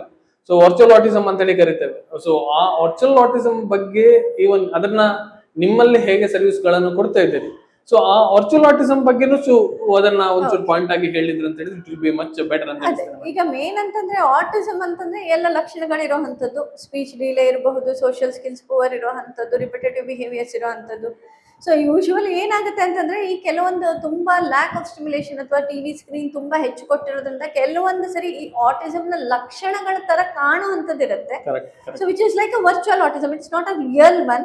ಬಟ್ ಅವಾಗ ಏನಾಗುತ್ತೆ ಅಂದ್ರೆ, ಅವರಿಗೆ ನಾವು ಇಂಟೆನ್ಸಿವ್ ಥೆರಪಿ ಕೊಟ್ಟು ಅದರ ಜೊತೆಗೆ ಪೇರೆಂಟ್ಸಿಗೆ ಹೇಳಿ ಕೊಡ್ತೇವೆ ಯಾವ ರೀತಿಯಿಂದ ಅವರು ಲೈಫ್ ಸ್ಟೈಲ್ ಅನ್ನ ಚೇಂಜ್ ಮಾಡ್ಕೊಳ್ಬೇಕು ಅಂತ. ಅದು ಎಲ್ಲದೂ ಸೇರಿದವಾಗ ಹ್ಯೂಜ್ ಇಂಪ್ರೂವ್ಮೆಂಟ್, ತುಂಬಾ ಇಂಪ್ರೂವ್ಮೆಂಟ್ಸ್ ಅನ್ನ ಕಾಣ್ತೇವೆ. ಅದಕ್ಕೆ ಏಜ್ ತುಂಬಾ ಮ್ಯಾಟರ್ ಆಗುತ್ತೆ. ಅರ್ಲಿ ಏಜ್ ಅಲ್ಲಿ ಅವರು ಸರಿಯಾಗಿ ಬಂದು ಮತ್ತೆ ರೆಗ್ಯುಲರ್ ಆಗಿ ತಗೊಳ್ಳುವಂಥದ್ದು. ಥೆರಪಿ ಅಂದ್ರೆ ಒಂದು ದಿನ ಒಂದು ಜೋಶ್ ಇಟ್ಕೊಂಡು ನೆಕ್ಸ್ಟ್ ಅದು ಕಡಿಮೆ ಆಗಿ ಬಿಟ್ರೆ ಮತ್ತೆ ಬರೋದಿಲ್ಲ. ಅದಕ್ಕೆ ಸ್ವಲ್ಪ ಕನ್ಸಿಸ್ಟೆಂಟ್ ಆಗಿ ಅವರು ಸರಿಯಾಗಿ ರೆಗ್ಯುಲರ್ ಆಗಿ ಥೆರಪಿ ತಗೊಂಡು ಎಷ್ಟೋ ಮಕ್ಕಳನ್ನ ನಾವು ನಾರ್ಮಲ್ ಸ್ಟ್ರೀಮಿಂಗ್ ಹಾಕಿದ್ದೇವೆ. ಸೊ ನಾವು ಡೀಲ್ ಮಾಡುವಂತ ಹ್ಯೂಜ್ ಕ್ರೌಡ್ ಅಲ್ಲಿ ತುಂಬಾ ಜನ ಆ ರೀತಿಯ ಮಕ್ಕಳನ್ನ ನಾವು ನೋಡಿದ್ದೇವೆ. ರಿಟರ್ನ್ ನಾವು ಸ್ಕೂಲಿಗೂ ಕೂಡ ಹೋಗ್ತಾ ಇದ್ದಾರೆ, ಇವಾಗ ಕೂಡ ನೋಡ್ತೇವೆ, ನಾವು ದೊಡ್ಡವರಾಗಿದ್ದಾರೆ, ಒಳ್ಳೆ ಲೈಫ್ ನ ಲೀಡ್ ಮಾಡ್ತಾ ಇದ್ದಾರೆ. ಸೊ ಬೇಸಿಕಲಿ ಅದಕ್ಕೆ ಬೇಕಾಗುದು ಅಂತಂದ್ರೆ ಅರ್ಲಿ ಏಜ್, ಚಿಕ್ಕವ್ರು ಇರ್ಬೇಕಾದ್ರೆ ಬರ್ಬೇಕು, ಎಕ್ಸೆಪ್ಟೆನ್ಸ್ ಇರ್ಬೇಕು. ಈಗ ಬೇರೆ ಪಕ್ಕದ ಮನೆಯವರಿಗೆ ನಾವು ಎಷ್ಟು ಸರಿ ನೋಡ್ತೇವೆ, ಕನ್ಸಲ್ಟೇಷನ್ ಆಗುತ್ತೆ, ನಾವು ಹೇಳ್ತೇವೆ ಇದು ಬೇಕು ಅಂತ ಅನ್ನೋ ಅಂತದ್ದು. ಆದ್ರೆ ಅವರು ಹೋಗಿ ಪಕ್ಕದ ಮನೆಯವರದ್ದು, ಅವರದ್ದು, ಇವರದ್ದು ಎಲ್ಲ ಕೇಳ್ಕೊಂಡು ಇಲ್ಲ ಅದ್ರ ಅವಶ್ಯಕತೆ ಇಲ್ಲ, ಯಾಕೆ ನೀವು ಹೋಗ್ತೀರಾ ಅಂತಂದವಾಗ ಇವರಿಗೆ ಒಂದು ಡೌಟ್ ಬಂದು ಇವರು ಬರೋದಿಲ್ಲ. ಆದ್ರೆ ಮತ್ತೆ 2 ವರ್ಷ ಅಥವಾ 1.5 ವರ್ಷ ಬಿಟ್ಟು ಬರ್ತಾರೆ. ಅವಾಗ ಅಷ್ಟೊತ್ತವರೆಗೆ ಗ್ಯಾಪ್ ಹೆಚ್ಚಾಗಿ ಬಿಟ್ಟಿರುತ್ತೆ. ಸೊ ಆ ಟೈಮ್ ಅನ್ನ ವೇಸ್ಟ್ ಮಾಡ್ಕೊಳ್ಬೇಡಿ. ಡಯಾಗ್ನೋಸಿಸ್ ಆದ ನಂತರ ಇಮಿಡಿಯೇಟ್ಲಿ ಸರಿಯಾಗಿ ಟ್ರೈನಿಂಗ್ ಅನ್ನ ಸ್ಟಾರ್ಟ್ ಮಾಡ್ಕೊಳ್ಳಿ, ಸರಿಯಾದ ಟ್ರೀಟ್ಮೆಂಟ್ ಅನ್ನ ತಗೊಳ್ಳಿ. ಯಾವ್ದು ಬೇಕು ಅದನ್ನ ಹೋಗಿ ಯಾವ್ದೋ ಒಬ್ರು ಹೇಳಿದ್ರು ಜಸ್ಟ್ ಒಂದು ಬಿಹೇವಿಯರ್ ಟ್ರೈನಿಂಗ್ ತಗೊಂಡೆ, ಅದು ವರ್ಕ್ ಆಗ್ಲಿಕ್ಕೆ ಇಲ್ಲ. ಸೊ ಅದಕ್ಕೆ ಸರಿಯಾದ ಯಾವ ಥೆರಪಿ ಬೇಕು ಅದನ್ನ ಡೆವಲಪ್ಮೆಂಟಲ್ ಪೀಡಿಯಾಟ್ರಿಷಿಯನ್ಗೆ ಭೇಟಿಯಾಗಿ ಅದಕ್ಕೆ ಬೇಕಾದಂತ ಸರಿ ಥೆರಪಿಯನ್ನ ಕರೆಕ್ಟ್ ಆಗಿ ಇಂಟೆನ್ಸಿಟಿಯಲ್ಲಿ ತೆಗೆದುಕೊಂಡ್ರೆ ಒಳ್ಳೆ ಇಂಪ್ರೂವ್ಮೆಂಟ್ ಅನ್ನ ನೀವು ನೋಡ್ತೀರಾ. ಐ ಥಿಂಕ್ ಇವನ್ ಅದೊಂದು ಮೇಜರ್ ಮೈನಸ್ ಪಾಯಿಂಟ್ ಹಾಗೆ ಇರ್ತದೆ. ಏನಂತ ಹೇಳಿದ್ರೆ, ನಾವೀಗ ಥೆರಪಿ ಅಂತ ಹೇಳುವಂತದ್ದು ಒಂದು ಥೆರಪಿಸ್ಟ್ ಹತ್ರ ಹೋಗ್ತಾರೆ, ಅವರೊಂದು ಎರಡು ವಾರದ 1 ತಿಂಗಳ ತನಕ ಮಾಡ್ತಾರೆ. ಅದು 2 ತಿಂಗಳಾದ ನಂತರ ಇನ್ನೊಂದು ಥೆರಪಿಸ್ಟ್ ಹತ್ರ ಹೋಗ್ತಾರೆ. ನಾನು ಇವನ್ ನನ್ನ ಹಲವಾರು ಪೇರೆಂಟ್ಸ್ ಗಳು ನನ್ನ ಹತ್ರನೂ ಕೇಳಿದ್ದಾರೆ. ಸೊ ಈ ಥೆರಪೀಸ್ ಅಂತ ಹೇಳುವಂತದ್ದು ಎಷ್ಟು ಟೈಮ್ ತಗೊಳ್ಬೇಕು ಅಂತ ಹೇಳುವಂತದ್ದು ತುಂಬಾ ಪೇರೆಂಟ್ಸ್ ಅವ್ರದ್ದು ಕ್ವಶನ್. ಸೊ ಆ ಕ್ವಶನ್ ಅನ್ನ ನಾನು ನಿಮ್ಗೆ ಹಾಕ್ಲಿಕ್ಕೆ. So as A developmental paediatrician, ಮಕ್ಕಳ ಬೆಳವಣಿಗೆ ಸ್ಪೆಷಲಿಸ್ಟ್ ಆಗಿ ನಾವು ನಿಮ್ಗೆ ಏನ್ ಹೇಳ್ಬೋದು ಅಂದ್ರೆ, ನಾವು ಮಗು ಹುಟ್ಟಿದ ನಂತರ ಪ್ರತಿಯೊಂದು ಮಗುವಿನ ಬೆಳವಣಿಗೆಯನ್ನ ನೋಡ್ತಾ ಹೋಗ್ತೇವೆ, ಯಾವ ಏಜ್ ಅಲ್ಲಿ ಅವರು ಏನ್ ಮಾಡ್ತಾ ಹೋಗ್ಬೇಕು ಅಂತ ಅನ್ನೋದು. ಸೊ ಅವರಿಗೂ ಕೂಡ ಒಂದು ಟಾರ್ಗೆಟ್ ಇರುತ್ತೆ, ಅದಕ್ಕೆ ನಾವು ಮೈಲ್ ಸ್ಟೋನ್ಸ್ ಅಂತ ಹೇಳ್ತೇವೆ. ಈಗ 4 ಇಯರ್ಸ್ ಇಂದಿದ್ದು ಮಗುವಿನ ಬೆಳವಣಿಗೆ ಅರೌಂಡ್ 1.5-2 ವರ್ಷದಿದ್ರೆ ಆ ಮಗು ಏಜಿಗೆ ತಕ್ಕ ಲೆವೆಲ್ ರೀಚ್ ಆಗುವವರೆಗೆ ಥೆರಪಿ ಬೇಕಾಗತ್ತೆ. ಕೆಲವೊಂದು ಮಗು ಅದನ್ನ ಬೇಗ ಮಾಡಬಹುದು, ಕೆಲವೊಂದು ಮಗುವಿಗೆ ಅದು ಟೈಮ್ ಹಿಡಿಬಹುದು. ಸೊ ಅದೆಲ್ಲದು ಡಿಪೆಂಡ್ ಆಗುತ್ತೆ, ನೀವು ಎಷ್ಟು ರೆಗ್ಯುಲರ್ ಆಗಿ ಥೆರಪಿ ತಗೊಳ್ತಿದ್ದೀರಾ, ಎಷ್ಟು ಬೇಗ ಬಂದು ತಗೊಳ್ತಾ ಇದ್ದೀರಾ, ಎಷ್ಟು ನಿಮ್ಮ ಮನೆಯಲ್ಲಿ ನೀವು ಎಫರ್ಟ್ಸ್ ಅನ್ನ ಹಾಕ್ತಾ ಇದ್ದೀರಾ, ಮಗುವಿನ ಗ್ರಾಸ್ಪಿಂಗ್ ಕೆಪಾಸಿಟಿ ಎಷ್ಟಿದೆ, ಅದು ಎಲ್ಲದರ ಮೇಲೆ ಡಿಪೆಂಡ್ ಆಗುವಂಥದ್ದು. ಏನೇ ಆದ್ರೂ ಕೂಡ ಮಗುವಿಗೆ ಒಂದು ಲೆವೆಲ್ ರೀಚ್ ಆಗುವವರೆಗೆ ಥೆರಪಿ ಬೇಕು. ಅದನ್ನು ಎಲ್ಲಿವರೆಗೆ ನಿಲ್ಲಿಸಬಹುದು, ಮುಂದೆ ಏನು ಮಾಡಬಹುದು ಅಂತ ನಿಮಗೆ ಡಾಕ್ಟರ್ಸ್ ಕರೆಕ್ಟ್ ಆಗಿ ತಿಳಿಸಬಹುದು. ಸೊ ನಿಮ್ಮ ಡೆವಲಪ್ಮೆಂಟಲ್ ಪೀಡಿಯಾಟ್ರಿಷಿಯನ್ ಅನ್ನ ನೀವು ಭೇಟಿ ಆಗೋದು ಒಳ್ಳೇದು. Okay, great. ನಾನು ನೀವು ಹೇಳಿರುವಂತ ಪಾಯಿಂಟ್ಸ್ ನಾನು 100% ಒಪ್ಕೊಳ್ತಿದ್ದೇನೆ ಮೇಡಮ್. ಸೊ ಈ ಥೆರಪೀಸ್ಗಳಿಗೆ ನಮ್ಮ ಪೇರೆಂಟ್ಸ್ಗಳು ಒಪ್ಕೊಂಡು ಬರಬೇಕಾಗಿರುವಂಥದ್ದು ಅವ್ರದ್ದೊಂದು ಅವರ ಆಸ್ ಎ ಪೇರೆಂಟ್ ಆಗಿ ಅದೊಂದು ಅವ್ರದ್ದು ಕರ್ತವ್ಯ ಆಗಿರ್ತದೆ ಅಂತ ನಾನು ಇಟ್ಕೊಳ್ತೇನೆ. ಇನ್ನೊಂದು ಈಗಿನ ಕೇಳಬೇಕಾಗಿರುವಂಥದ್ದು ಲರ್ನಿಂಗ್ ಡಿಸಬಿಲಿಟೀಸ್ ಅಂತ ನಾವು ಹೇಳ್ತೇವಲ್ಲ, ಲರ್ನಿಂಗ್ ಡಿಸಬಿಲಿಟೀಸ್ ಆಗಿರ್ಬೋದು, ಗ್ಯಾಜೆಟ್ ಅಡಿಕ್ಷನ್ಸ್ ಆಗಿರ್ಬೋದು. ನಮ್ಮ ಎಕ್ಸ್ಪೆಷಲಿ ಈಗ ನಾವು ಜಿ ಅಂತ ಹೇಳಿ ನಾವು ಹೇಳ್ತೇವೆ ಈಗಿನ ಒಂದು ಜನರೇಷನ್ಸ್ ಗಳನ್ನ. ಸೊ ಆ ಜನರೇಷನ್ಸ್ ಹೇಗಾಗಿದೆ ಅಂತ ಹೇಳಿದ್ರೆ ಎಲ್ಲದು ಮೊಬೈಲ್ ಎಡಿಕ್ಟ್ ಆಗಿರುವಂತದ್ದಾಗಿರ್ಬೋದು, ಆರ್ ಎನಿ ಅದರ್ ಗ್ಯಾಜೆಟ್ಸ್ ಗಳಿಗೆ ಅದಕ್ಕೆ ಅಡಿಕ್ಟ್ ಆಗಿರುವಂತದ್ದು. ಸೊ ಅಂತಹ ಕೇಸಸ್ ಗಳು ಸಹ ಇಲ್ಲಿ ತಗೊಳ್ತಾ ಇದ್ದೀರಾ, ಅವ್ರ ಅದಕ್ಕೆ ಹೇಗೆ ನೀವು ಟ್ರೀಟ್ಮೆಂಟ್ಸ್ ಗಳನ್ನ ಪ್ಲಾನ್ ಮಾಡ್ತಾ ಇದ್ದೀರಿ? 0 to 18 years ವರೆಗೆ ಡೀಲ್ ಮಾಡ್ತೀವಿ. Okay okay. ಸೊ ನಾನು ಪೀಡಿಯಾಟ್ರಿಷಿಯನ್ ಆಗಿರೋದು, ನನ್ನ ಏಜ್ ರೇಂಜ್ 0 to 18 ವರ್ಷದವರೆಗೆ. ಆ ಏಜಿನಲ್ಲಿ ಈ ಸ್ಕೂಲಿಗೆ ಹೋಗುವ ಮಕ್ಕಳಲ್ಲಿ ತುಂಬಾ ಜನ ಪ್ರತಿಯೊಂದು ಕ್ಲಾಸ್ ಅಲ್ಲಿ ಒಂದಲ್ಲ ಒಂದು ಮಗು ಇರುತ್ತೆ, ಅವರಿಗೆ ಅಕಾಡೆಮಿಕ್ಸ್ ಅಲ್ಲಿ ಪ್ರಾಬ್ಲಮ್ ಇರುತ್ತೆ. ಬಾಕಿ ಎಲ್ಲ ವಿಷಯದಲ್ಲಿ ಚೆನ್ನಾಗಿರ್ತಾರೆ, ಆದ್ರೆ ಓದಿನಲ್ಲಿ ಹಿಂದೆ ಬೀಳ್ತಾರೆ. ಸೊ ಅಂತಹ ಮಕ್ಕಳನ್ನ ಅರ್ಲಿ ಏಜ್ ಅಲ್ಲಿ ಪಿಕ್ ಮಾಡಿ ಯಾವ ಕಾರಣ ಅಂತ ಹೇಳಿ ತಿಳ್ಕೊಂಡು ಅದಕ್ಕೆ ಸರಿಯಾಗಿ ಸಪೋರ್ಟ್ ಅನ್ನ ಕೊಟ್ರೆ ಆ ಮಗು ಕೂಡ ಮುಂದೆ ಹೋಗಿ ಸ್ವಲ್ಪ ಬೆಟರ್ ಮಾಡ್ಬೋದು. ಸೊ ಅದನ್ನ ಪಿಕ್ ಮಾಡೋದು ಒಂದು ಟೀಚರ್ಸ್ ಅಷ್ಟೇ ಅಲ್ಲದೆ ಪೇರೆಂಟ್ಸ್ ಇಬ್ಬರದ್ದು ಕೂಡ ರೆಸ್ಪಾನ್ಸಿಬಿಲಿಟಿ. ಬಿಕಾಸ್ ಇದರ ಬಗ್ಗೆ ಅವೇರ್ನೆಸ್ ಇರಬೇಕು, ಪ್ರತಿಯೊಂದು ಸ್ಕೂಲಿನಲ್ಲಿ ಪ್ರತಿಯೊಂದು ಟೀಚರ್ಸ್ಗೆ ಅವೇರ್ನೆಸ್ ಇರಬೇಕು. ಸೊ ಅವರಿಗೆ ಆ ಮಕ್ಕಳನ್ನ ಹೇಗೆ ಅವರು ಪಿಕ್ ಮಾಡಬಹುದು ಅನ್ನೋದ್ರ ಬಗ್ಗೆ ಅವರಿಗೆ ಒಂದು ಸ್ವಲ್ಪ ಟ್ರೈನಿಂಗ್ ಮಾಡಿದಷ್ಟು ಒಳ್ಳೇದು. ಸೊ ದಟ್ ಆ ಮಕ್ಕಳನ್ನ ಬೇಗ ಅವರು ಪಿಕ್ ಮಾಡ್ಬೋದು. ಈ ಮಕ್ಕಳನ್ನ ನೀವು ಬಿಟ್ರೆ ಮುಂದೆ ಹೋಗಿ ಅವರಿಗೆ ಅಕಾಡೆಮಿಕ್ಸ್ ಅಲ್ಲಿ ಪ್ರಾಬ್ಲಮ್ ಆಗುತ್ತೆ, 10th ಸ್ಟ್ಯಾಂಡರ್ಡ್ ಅಲ್ಲಿ ಅದು ಗೊತ್ತಾಗುವಂಥದ್ದು. ಸೊ ಅದಲ್ಲದೆ ಈಗ ತುಂಬಾ ಜನ ಮಕ್ಕಳಲ್ಲಿ ನಾವು ನೋಡ್ತೇವೆ ಗ್ಯಾಜೆಟ್ ಅಡಿಕ್ಷನ್ ಮಕ್ಕಳಲ್ಲಿ ಅಷ್ಟೇ ಅಲ್ಲ, ಪೇರೆಂಟ್ಸ್ ಅಲ್ಲಿಯೂ ಕೂಡ ನೋಡ್ತಾ ಇದ್ದೇವೆ. ಪೇರೆಂಟ್ಸ್ ತುಂಬಾ ಮೊಬೈಲ್ ಅಲ್ಲಿ ಇರೋದ್ರಿಂದ ಮಕ್ಕಳು ಕೂಡ ಅದನ್ನೇ ನೋಡಿ ಅದನ್ನೇ ರಿಪೀಟ್ ಮಾಡ್ತಾ ಹೋಗ್ತಾರೆ. So we have to set an example. ನಾವು ನೋಡ್ಬೇಕು ಎಷ್ಟು ಅಂತ ಅನ್ನೋವಂಥದ್ದು. ಊಟ ಮಾಡ್ಬೇಕಾದ್ರೆ ಮಕ್ಕಳಿಗೆ ಮೊಬೈಲ್ ಕೊಡುವಂಥದ್ದು, ಅಥವಾ ಅವ್ರನ್ನ ಕೆಲಸ ಮಾಡಿಸ್ಕೊಳ್ಬೇಕು ಅಂದ್ರೆ ಮೊಬೈಲ್ ಕೊಡ್ತೇವೆ ಅಂತ ಹೇಳುವಂಥದ್ದು, ಅದನ್ನ ಎಲ್ಲ ಅವಾಯ್ಡ್ ಮಾಡ್ತಾ ಈ ರೀತಿಯ ಮಕ್ಕಳಿಗೆ ನೀವು ಪಿಕ್ ಮಾಡಿ, ಓಕೆ ಇವ್ರಿಗೇನೋ ಸ್ವಲ್ಪ ಬಿಹೇವಿಯರ್ ತೋರಿಸ್ತಾ ಇದ್ದಾರೆ, ಕಂಟ್ರೋಲ್ ನಿಮ್ಮ ಹತ್ರ ಆಗ್ತಾ ಇಲ್ಲ ಅನ್ನುವಾಗ ಇಮಿಡಿಯೇಟ್ಲಿ ಬಂದ್ರೆ ಅದಕ್ಕೆ ಕೌನ್ಸಿಲಿಂಗ್, ಬಿಹೇವಿಯರ್ ಥೆರಪಿ ಸೆಷನ್ಸ್ ಇರುತ್ತೆ, ಹೇಗೆ ಮಾಡ್ಬೇಕು ಅವರನ್ನ ಹ್ಯಾಂಡಲ್ ಅನ್ನೋದಕ್ಕೆ ಇರುತ್ತೆ. ಅರ್ಲಿ ಫೇಸ್ ಅಲ್ಲಿ ಎಲ್ಲದನ್ನು ಕೂಡ ಸೆಟಲ್ ಮಾಡೋದಕ್ಕಾಗುತ್ತೆ. ಸೊ ಎಲ್ಲಾ ರೀತಿಯಾದ ಪ್ರಾಬ್ಲಮ್ ಇರ್ಬೋದು. 0 to 18 ಈಗ NICU ಅಲ್ಲಿ ಅಡ್ಮಿಟ್ ಆದ ಮಕ್ಕಳು ಡಿಸ್ಚಾರ್ಜ್ ಆಗ್ತಾ ಇದ್ದಾರೆ, ಆ ಮಕ್ಕಳಿಗೆ ಮುಂದೆ ಹೋಗಿ ಡೆವಲಪ್ಮೆಂಟಲ್ ಪ್ರಾಬ್ಲಮ್ ಆಗುವಂತ ಹೈ ಚಾನ್ಸಸ್ ಇರುತ್ತೆ. NICU ಇಂದ ಡಿಸ್ಚಾರ್ಜ್ ಆದಂತ ಮಗುವನ್ನ ಕೂಡ ಅವರು ಹೈ ರಿಸ್ಕ್ ಫಾಲೋ ಅಪ್ ಅಂತ ಹೇಳಿ ನಾವು ಮಾಡ್ತೇವೆ. ಸೊ ಅದಕ್ಕೆ ಕರ್ಕೊಂಡು ಬಂದು ಭೇಟಿ ಆಗ್ಬೋದು, ಅವಾಗ ಅದಕ್ಕೆ ಕೂಡ ಟ್ರೈನಿಂಗ್ ಮಾಡ್ಲಿಕ್ಕಾಗುತ್ತೆ. ಅದೇ ರೀತಿ ಸ್ಕೂಲಿಗೆ ಹೋಗ್ತಾ ಇರುವಂತ ಮಕ್ಕಳಿಗೆ ಕಾನ್ಸಂಟ್ರೇಷನ್ ಮಾಡ್ತಾ ಇಲ್ಲ, ಓದುತ್ತಾ ಇಲ್ಲ, ಬಿಹೇವಿಯರ್ ತೋರಿಸ್ತಾರೆ, ಸ್ಕೂಲಲ್ಲಿ ಜಗಳ ಆಡ್ತಾರೆ, ಅಥವಾ ಬೇರೆ ಮಕ್ಕಳಿಗೆ ಹೊಡೆದಾಡಿ ಅವರಿಗೆ ನೋವು ಮಾಡುವಂಥದ್ದು, ರಿಪೀಟೆಡ್ ಕಂಪ್ಲೇಂಟ್ಸ್ ಸ್ಕೂಲಿಂದ ಬರ್ತಾ ಇದೆ, ಅಂತಹ ಮಕ್ಕಳಿರಬಹುದು. ವಿದ್ಯಾಭ್ಯಾಸದ ಪ್ರಾಬ್ಲಮ್ ಇರಬಹುದು, ದೊಡ್ಡವರಾಗ್ತಾ ಇದ್ದ ಹಾಗೆ ಅಪ್ಪ ಅಮ್ಮನ ಜೊತೆಗೆ ಜಗಳ, ಕಾನ್ಫ್ಲಿಕ್ಟ್ಸ್ ಇರಬಹುದು, ಯಾವುದೇ ರೀತಿಯಲ್ಲಿ ಎಂಗ್ಸೈಟಿ ಇಶ್ಯೂಸ್ ಇರಬಹುದು. ಮಕ್ಕಳಿಗೆ ಕೆಲವೊಂದು ಅಭ್ಯಾಸಕ್ಕೆ ಹೆದರಿಕೆ, ಎಕ್ಸಾಮ್ಸ್ಗೆ ಹೆದರಿಕೆ ಅಂತ ಹೇಳ್ತಾರೆ. ಯಾವುದೇ ರೀತಿಯಾದ ತೊಂದರೆ ಇದ್ರೂ ಕೂಡ ಅದನ್ನ ಹ್ಯಾಂಡಲ್ ಮಾಡ್ಲಿಕ್ಕೆ ಬರುತ್ತೆ. So from 0 to 18 everything can be covered. Okay, ಅಂದ್ರೆ ಈ ಥೆರಪಿ ನಾನು ಅದನ್ನೇ ನೀವು ಹೇಳಿದ್ರೆ 0 ಇಂದ ಸ್ಟಾರ್ಟ್ ಆಗ್ತದೆ ಅಂತ ಹೇಳ್ಕೊಂಡು, ಆದ್ರೆ ಥೆರಪಿ ಅಂತ ಹೇಳುವಂತದ್ದು ಆ ಮಕ್ಕಳಿಗೆ ಅಂದ್ರೆ ಯಾವ ಏಜ್ ಇಂದ ತುಂಬಾ ಎಫೆಕ್ಟಿವ್ ಆಗಿರ್ತದೆ? ಅಂದ್ರೆ 0 ಇಂದಾನೆ ಸ್ಟಾರ್ಟ್ ಮಾಡಿದ್ರ ಅಂತ ಹೇಳಿದ್ರೆ ಅರ್ಲಿ ಸ್ಟಾರ್ಟ್ ಮಾಡಿದಷ್ಟು ಪ್ರತಿಯೊಂದು ಕಂಡೀಷನ್ಗೆ ಒಂದೊಂದು ಇರುತ್ತೆ ಸರ್. ಲೈಕ್ ಫಾರ್ ಎಕ್ಸಾಂಪಲ್ ಈಗ ಮಗು ICU ಇಂದ ಡಿಸ್ಚಾರ್ಜ್ ಆಗಿ ಹೋಗ್ತಾ ಇದ್ದಾರೆ, ICU ಅಲ್ಲಿ ತುಂಬಾ ಇದ್ರು, ಮಗು ಕೂಗಿರ್ಲಿಲ್ಲ, ಅವರಿಗೆಲ್ಲ ನಾವು ಅರ್ಲಿಯೇ ಸ್ಟಾರ್ಟ್ ಮಾಡ್ಬೇಕಾಗುತ್ತೆ. 1 ವರ್ಷದವರೆಗೆ ವೇಟ್ ಮಾಡ್ಲಿಕ್ಕೆ ಆಗುದಿಲ್ಲ. ಆಸ್ ಸೂನ್ ಆಸ್ ಪಾಸಿಬಲ್ ಯಾವಾಗ ಮಗು ರೆಡಿ ಇದೆ, ಸ್ಟೇಬಲ್ ಆಗಿದೆ, ನಾವು ಥೆರಪಿ ಸ್ಟಾರ್ಟ್ ಮಾಡ್ತಾ ಹೋಗ್ತೇವೆ. ಸೊ ಯಾವಾಗ ಈಗ ಯಾವುದೇ ಪ್ರಾಬ್ಲಮ್ ಕಂಡಿದ ನಂತರ ಇಮಿಡಿಯೇಟ್ಲಿ ಅದಕ್ಕೆ ಥೆರಪಿ ಸ್ಟಾರ್ಟ್ ಮಾಡುವ. Early is always better. First 2 ವರ್ಷ ಮಿದುಳಿನ ಬೆಳವಣಿಗೆ ತುಂಬಾ ಫಾಸ್ಟ್ ಆಗುತ್ತೆ. ನೀವು ಅವಾಗ ಸರಿಯಾಗಿ ಟ್ರೈನಿಂಗ್ ಮಾಡಿದ್ರೆ ನಿಮ್ಗೆ ಒಳ್ಳೆ ರಿಸಲ್ಟ್ ಒಳ್ಳೆ ಬರ್ತದೆ. ಎಲ್ಲ ಇರುವಂತದಷ್ಟೇ, ನಾವು ಪ್ರಯತ್ನ ಪಡ್ತಾ ಇರುವಂತದ್ದು ವಿಚಾರ ಅಷ್ಟೇ. ಏನಂತ ಹೇಳಿದ್ರೆ ಎಲ್ಲಾ ವಿಚಾರಗಳಲ್ಲಿ, ಎಸ್ಪೆಷಲಿ ಮಕ್ಕಳ ವಿಚಾರದಲ್ಲಿ ಎಷ್ಟು ಅರ್ಲಿ ಐಡೆಂಟಿಫಿಕೇಶನ್ ಆಗ್ತದೆ, ಯಾವುದೇ ಒಂದು ವಿಚಾರವಾಗಿರ್ಬೋದು, ಅರ್ಲಿ ಐಡೆಂಟಿಫಿಕೇಶನ್ ಆಯ್ತು ಅಂತ ಹೇಳಿದ್ರೆ ಇಲ್ಲಿ ಡೆವಲಪ್ಮೆಂಟಲ್ ಅವರಿಗೆ ಆ ಮಗು ಡೆವಲಪ್ ಆಗ್ಲಿಕ್ಕೆ ತುಂಬಾ ಹೆಲ್ಪ್ ಆಗ್ತದೆ ಅಂತ ಹೇಳುವಂತದ್ದು ಮುಖ್ಯ ಉದ್ದೇಶ ಆಗಿರುವಂತದ್ದು. ನೀವು ಆವಾಗ ಒಂದು ಗ್ಯಾಜೆಟ್ಸ್ ಹೇಳಿದ್ರಿ, ಇವನ್ ವರ್ಚುವಲ್ ಆಟಿಸಮ್ ಅಲ್ಲಿ ಇದೇ ಮೇಜರ್ ಫ್ಯಾಕ್ಟರ್ ಆಗಿರುವಂತದ್ದು ಅಲ್ವಾ ಮೇಡಮ್? ಸ್ಕ್ರೀನ್ ಟೈಮ್ ತುಂಬಾ ಕೊಡೋದು, ಲ್ಯಾಕ್ ಆಫ್ ಸ್ಟಿಮ್ಯುಲೇಷನ್, ಅದರಿಂದ ಎಲ್ಲ ಕಾಣುತ್ತೆ ಮೇಡಮ್. ಹಾಗೇನೆ ನೀವು ಅವಾಗ ಒಂದು ಪಾಯಿಂಟ್ ಹೇಳುವಾಗ ಒಂದು ಹೇಳಿದ್ರಿ, ಏನಂತ ಹೇಳಿದ್ರೆ ಒಂದು ಸ್ಕೂಲ್ ರೆಡಿನೆಸ್ ಪ್ರೋಗ್ರಾಮ್ಸ್ ಇದೆ ಅಂತ ಹೇಳ್ಕೊಂಡು, SRP ಸೆಂಟರ್ಸ್ ಅಂತ ಹೇಳಿ ಈಗ ನಿಮ್ದ್ರಲ್ಲಿ ಅದರಲ್ಲೂ ಒಂದು ಡಿಪಾರ್ಟ್ಮೆಂಟ್ ಆಗಿ ನೀವು ಮಾಡಿದಿರಿ. ಸೊ ಆ SRP ಸೆಂಟರ್ಸ್ ಈ ಮಕ್ಕಳಿಗೆ ಹೇಗೆ ಯೂಸ್ ಆಗ್ತದೆ? ಈ ನಮ್ಮ ಆಟಿಸಮ್ನ ಮಕ್ಕಳಿಗೆ ಸರ್ ಡೈರೆಕ್ಟ್ ಆಗಿ ನಾವು ಸ್ಕೂಲಲ್ಲಿ ಹಾಕಿದ್ಕೊಳ್ಳಿ, ಅವರು ಒಂದು ಸರಿ ಬಿಹೇವಿಯರ್ ಅನ್ನ ತುಂಬಾ ತೋರಿಸಲಿಕ್ಕೆ ಶುರು ಮಾಡ್ತಾರೆ, ಟೀಚರ್ಸ್ ಅಲ್ಲಿ ಮಾತು ಕೇಳೋದಿಲ್ಲ, ಡಿಫಿಕಲ್ಟ್ ಆಗುತ್ತೆ ಹ್ಯಾಂಡಲ್ ಮಾಡೋದಕ್ಕೆ. ಸೊ ಈ SRP ಪ್ರೋಗ್ರಾಮ್ ಅಲ್ಲಿ ಏನ್ ಮಾಡ್ತೇವೆ, ಅವರಿಗೆ ರೀಡಿಂಗ್ ಇರಬಹುದು, ಕಾನ್ಸೆಪ್ಟ್ಸ್, ರೈಟಿಂಗ್ ಕಾನ್ಸೆಪ್ಟ್ಸ್ ಇರ್ಬೋದು, ಅದರ ಜೊತೆಗೆ ಏನು ಸ್ಕೂಲಲ್ಲಿ ಆಕ್ಟಿವಿಟೀಸ್ ಮಾಡಿಸ್ತಾರೋ ಅದು ಎಲ್ಲದಕ್ಕೂ ಕೂಡ ಅವರನ್ನ ಪ್ರಿಪೇರ್ ಮಾಡೋ ಅಂಥದ್ದು. ಸೊ ಅವರನ್ನ ಪ್ರಿಪೇರ್ ಮಾಡಿ ಅವರ ಬಿಹೇವಿಯರ್ ಅನ್ನ ಸ್ವಲ್ಪ ಸೆಟಲ್ ಮಾಡಿ ಆ ನಂತರ ನಾವು ಸ್ಕೂಲಿಗೆ ಹಾಕಿದವಾಗ ಅವರು ರೆಡಿ ಇರ್ತಾರೆ ಮಕ್ಕಳು ಅದನ್ನ ಎಕ್ಸೆಪ್ಟ್ ಮಾಡೋದಕ್ಕೆ ಅಥವಾ ಅದಕ್ಕೆ ಅಡ್ಜಸ್ಟ್ ಆಗಿ ಹೋಗೋದಕ್ಕೆ. ಸೊ ಈ ರೀತಿಯ ಸ್ಕೂಲ್ ರೆಡಿನೆಸ್ ಅನ್ನ ನಾವು ಪ್ರಿಪೇರ್ ಮಾಡಿ ಅವರನ್ನ ಆ ನಂತರ ಸ್ಕೂಲಿಗೆ ಹಾಕುವಂಥದ್ದು. ಅದು ತುಂಬಾ ಹೆಲ್ಪ್ ಆಗ್ತಾ ಇದೆ. ತುಂಬಾ ಜನ ಮಕ್ಕಳಿಗೆ ಇದು ಟ್ರಾನ್ಸಿಷನ್ ಅವರಿಗೆ ಡೈರೆಕ್ಟ್ ಥೆರಪಿಯಿಂದ ಡೈರೆಕ್ಟ್ ಆಗಿ ಸ್ಕೂಲಿಗೆ ಅವರಿಗೆ ಕಷ್ಟ ಆಗುತ್ತೆ. ಸೊ ಆ ಟ್ರಾನ್ಸಿಷನ್ಗೆ ಇದು ತುಂಬಾ ಹೆಲ್ಪ್ ಅನ್ನ ಮಾಡ್ತಾ ಇದೆ. ಸೊ ಮುಂದೆ ಹಾಗೆ ಲೈಕ್ ಈಗ ತುಂಬಾ ಸಪೋರ್ಟ್ಸ್ ಇದೆ ನಮ್ಮಲ್ಲಿ ಅಂತಂದ್ರೆ, ಈಗ 2-3 ಮಕ್ಕಳಿಗೆ ಒಬ್ಬೊಬ್ರು ಥೆರಪಿಸ್ಟ್ ಇರ್ತಾರೆ. ಅವರು ಕೈ ಹಿಡಿದು ಪ್ರತಿಯೊಂದು ವಿಷಯವನ್ನ ಕಲಿಸಿಕೊಡುವಂಥದ್ದು, ಆಕ್ಟಿವಿಟೀಸ್ ಆಫ್ ಡೈಲಿ ಲಿವಿಂಗ್ ಅನ್ನ ಕಲಿಸಿಕೊಡುವಂಥದ್ದು. ಸೊ ಅದೆಲ್ಲ ಟ್ರೈನ್ ಮಾಡ್ತಾ ಬಂದವಾಗ ಆ ಮಕ್ಕಳು ರೆಡಿ ಆಗ್ತಾರೆ. ನನಗೆ ಈ ಒಂದು ವಿಚಾರ ಬಂದಾಗ ನನಗೆ ಒಂದು ಪ್ರಶ್ನೆ ಮೂಡಿರುವಂಥದ್ದು ಮೇಡಮ್. ಸೊ ಈಗ ನಾವು ಹಲವಾರು ಪೇರೆಂಟ್ಸ್ ಹತ್ರ ನಾವು ಅದನ್ನು ಕೇಳ್ತೇವೆ. ಈಗ ಏನಂತ ಹೇಳಿದ್ರೆ ಸ್ಕೂಲ್ಸ್ಗಳಲ್ಲಿ, ಈಗ ನಾರ್ಮಲ್ ಸ್ಕೂಲ್ಸ್ಗಳಿಗೆ ಈ ಮಕ್ಕಳು ನಾರ್ಮಲ್ ಸ್ಕೂಲ್ಸ್ಗೆ ಹೋಗುವಂಥದ್ದು ಬೆಟರ್ ಅವರ ಸ್ಪೆಷಲ್ ಸ್ಕೂಲಿಗೆ ಹೋಗುವಂಥದ್ದು ಬೆಟರ್ ಮೇಡಮ್? ಅದು ಡಿಪೆಂಡ್ ಆಗುತ್ತೆ ಅವರ IQ ಮೇಲೆ.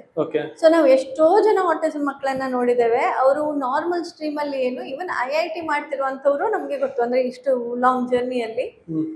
ಸೊ ಪ್ರತಿಯೊಂದು ಡಿಪೆಂಡ್ ಆಗುತ್ತೆ ಅವರ IQ, ಬುದ್ಧಿಶಕ್ತಿ ಹೇಗಿದೆ, ಅವರಿಗೆ ಎಷ್ಟು ಕೆಪಾಬಿಲಿಟೀಸ್ ಇದೆ, ಅದೆಲ್ಲದರ ಮೇಲೆ. ಪ್ರತಿಯೊಂದು ಆಟಿಸಂನ ಮಗುನು ಕೂಡ ಸ್ಪೆಷಲ್ ಸ್ಕೂಲ್ಸ್ಗೆ ಅಲ್ಲ. ಸೊ ಅವರಿಗೆ ಒಂದು ಸ್ವಲ್ಪ ಸಪೋರ್ಟ್ ಅನ್ನ ಕೊಟ್ಟರು ಕೂಡ ಅವರು ನಾರ್ಮಲ್ ಸ್ಟ್ರೀಮ್ ಅಲ್ಲಿ ಎಜುಕೇಶನ್ ಅನ್ನ ಕಲ್ತ್ಕೊಂಡು ಹೋಗ್ಬೋದು. ಎಜುಕೇಶನ್ ಅವರಿಗೆ ಕಷ್ಟ ಅಲ್ಲ ಅಂತ ಅಂದ್ರೆ ಅವರನ್ನ ನಾವು ಇದು ಸ್ಪೆಷಲ್ ಸ್ಕೂಲಿಗೆ ಹಾಕುವ ಅವಶ್ಯಕತೆ ಇರುವುದಿಲ್ಲ. ಸೊ ಅದಕ್ಕೆ ಬೇಕಾಗುವಂತದ್ದು ಥೆರಪಿ. ಸೊ ಮೊಟ್ಟ ಮೊದಲು ನಾವು ಥೆರಪಿ ಕೊಡೋದಕ್ಕೆ ಶುರು ಮಾಡಿದ ನಂತರ ಗೊತ್ತಾಗುವಂಥದ್ದು ಅವರಲ್ಲಿ ಯಾವ ಕೆಪಾಬಿಲಿಟೀಸ್ ಇದೆ, ನಾವು ಅವರನ್ನ ಎಷ್ಟು ಮಟ್ಟಕ್ಕೆ ಬೆಟರ್ ಮಾಡಬಹುದು ಅಂತ. ಕರೆಕ್ಟ್. ಸೊ ನಾನು ನಿಮ್ಮ ಮೂಲಕ ಕೇಳಲಿಕ್ಕೆ ಇಷ್ಟಪಡುವಂಥದ್ದು, ಯಾಕಂದ್ರೆ ನಾವೀಗ ನೋಡ್ತೇವಲ್ಲ ಹಲವಾರು ಸ್ಕೂಲ್ಸ್ಗಳು ಇನ್ನೂ ಸಹ ಇಂತ, ಈಗ ನೀವು ಹೇಳಿದ್ರಿ ಎಲ್ಲಾ ಮಕ್ಕಳು ಸ್ಪೆಷಲ್ ಸ್ಕೂಲಿಗೆ ಹೋಗ್ಬೇಕಂತ ಅವಶ್ಯಕತೆ ಇಲ್ಲ ಅಂತ ಹೇಳ್ಕೊಂಡು, ಅಂದ್ರೆ ದೇರ್ ಆರ್ ಈಗ ಆಟಿಸಮ್ ಸ್ಪೆಕ್ಟ್ರಮ್ ಅಂತ ಹೇಳುವಂಥದ್ದು ಹೈ ಇದೆ, ತುಂಬಾ ಲೋ ಇರುವಂತ ಚಾನ್ಸಸ್ ಇರ್ತದೆ.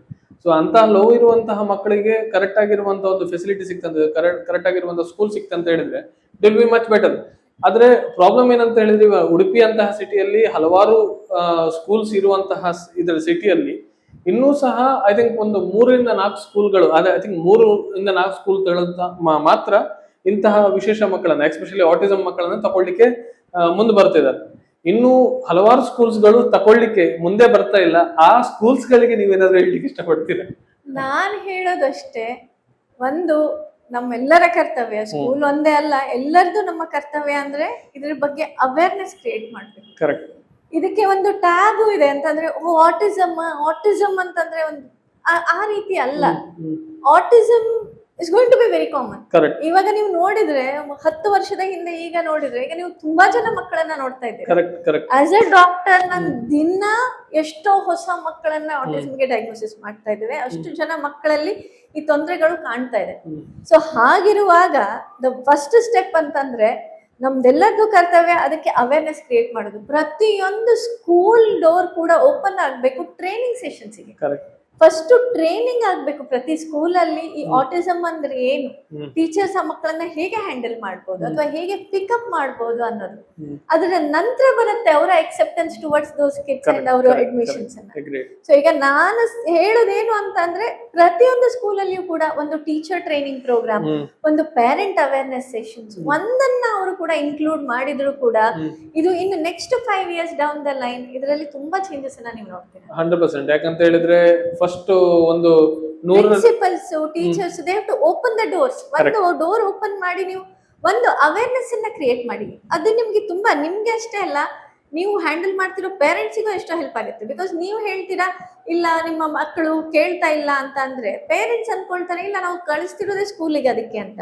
ಸೊ ಆ ಕನ್ಫ್ಯೂಷನ್ ನಲ್ಲಿ ಪೇರೆಂಟ್ಸ್ ಮತ್ತೆ ಟೀಚರ್ಸ್ ಅಥವಾ ಸ್ಕೂಲ್ಸ್ ನಡುವೆ ಕಾನ್ಫ್ಲಿಕ್ಟ್ ಸ್ಟಾರ್ಟ್ ಆಗುತ್ತೆ. ಅದೇ ಕ್ಲಿಯರ್ ಮಾಡಿ ಅವರಿಗೆ ಹೇಳಿದ್ರೆ ಇಲ್ಲ ಈ ರೀತಿಯ ಕಂಡೀಷನ್ ಕೂಡ ಇರಬಹುದು, ಇದಕ್ಕೆ ಟ್ರೀಟ್ಮೆಂಟ್ ಇರುತ್ತೆ, ಅದನ್ನ ಮಾಡಿದ್ರೆ ನಿಮ್ಮ ಮಗು ಬೆಟರ್ ಆಗುತ್ತೆ ಅಂತ ಗೊತ್ತಾದವಾಗ ಪೇರೆಂಟ್ಸ್ ಎಕ್ಸೆಪ್ಟೆನ್ಸ್ ಕೂಡ ಒಳ್ಳೇದಿರುತ್ತೆ.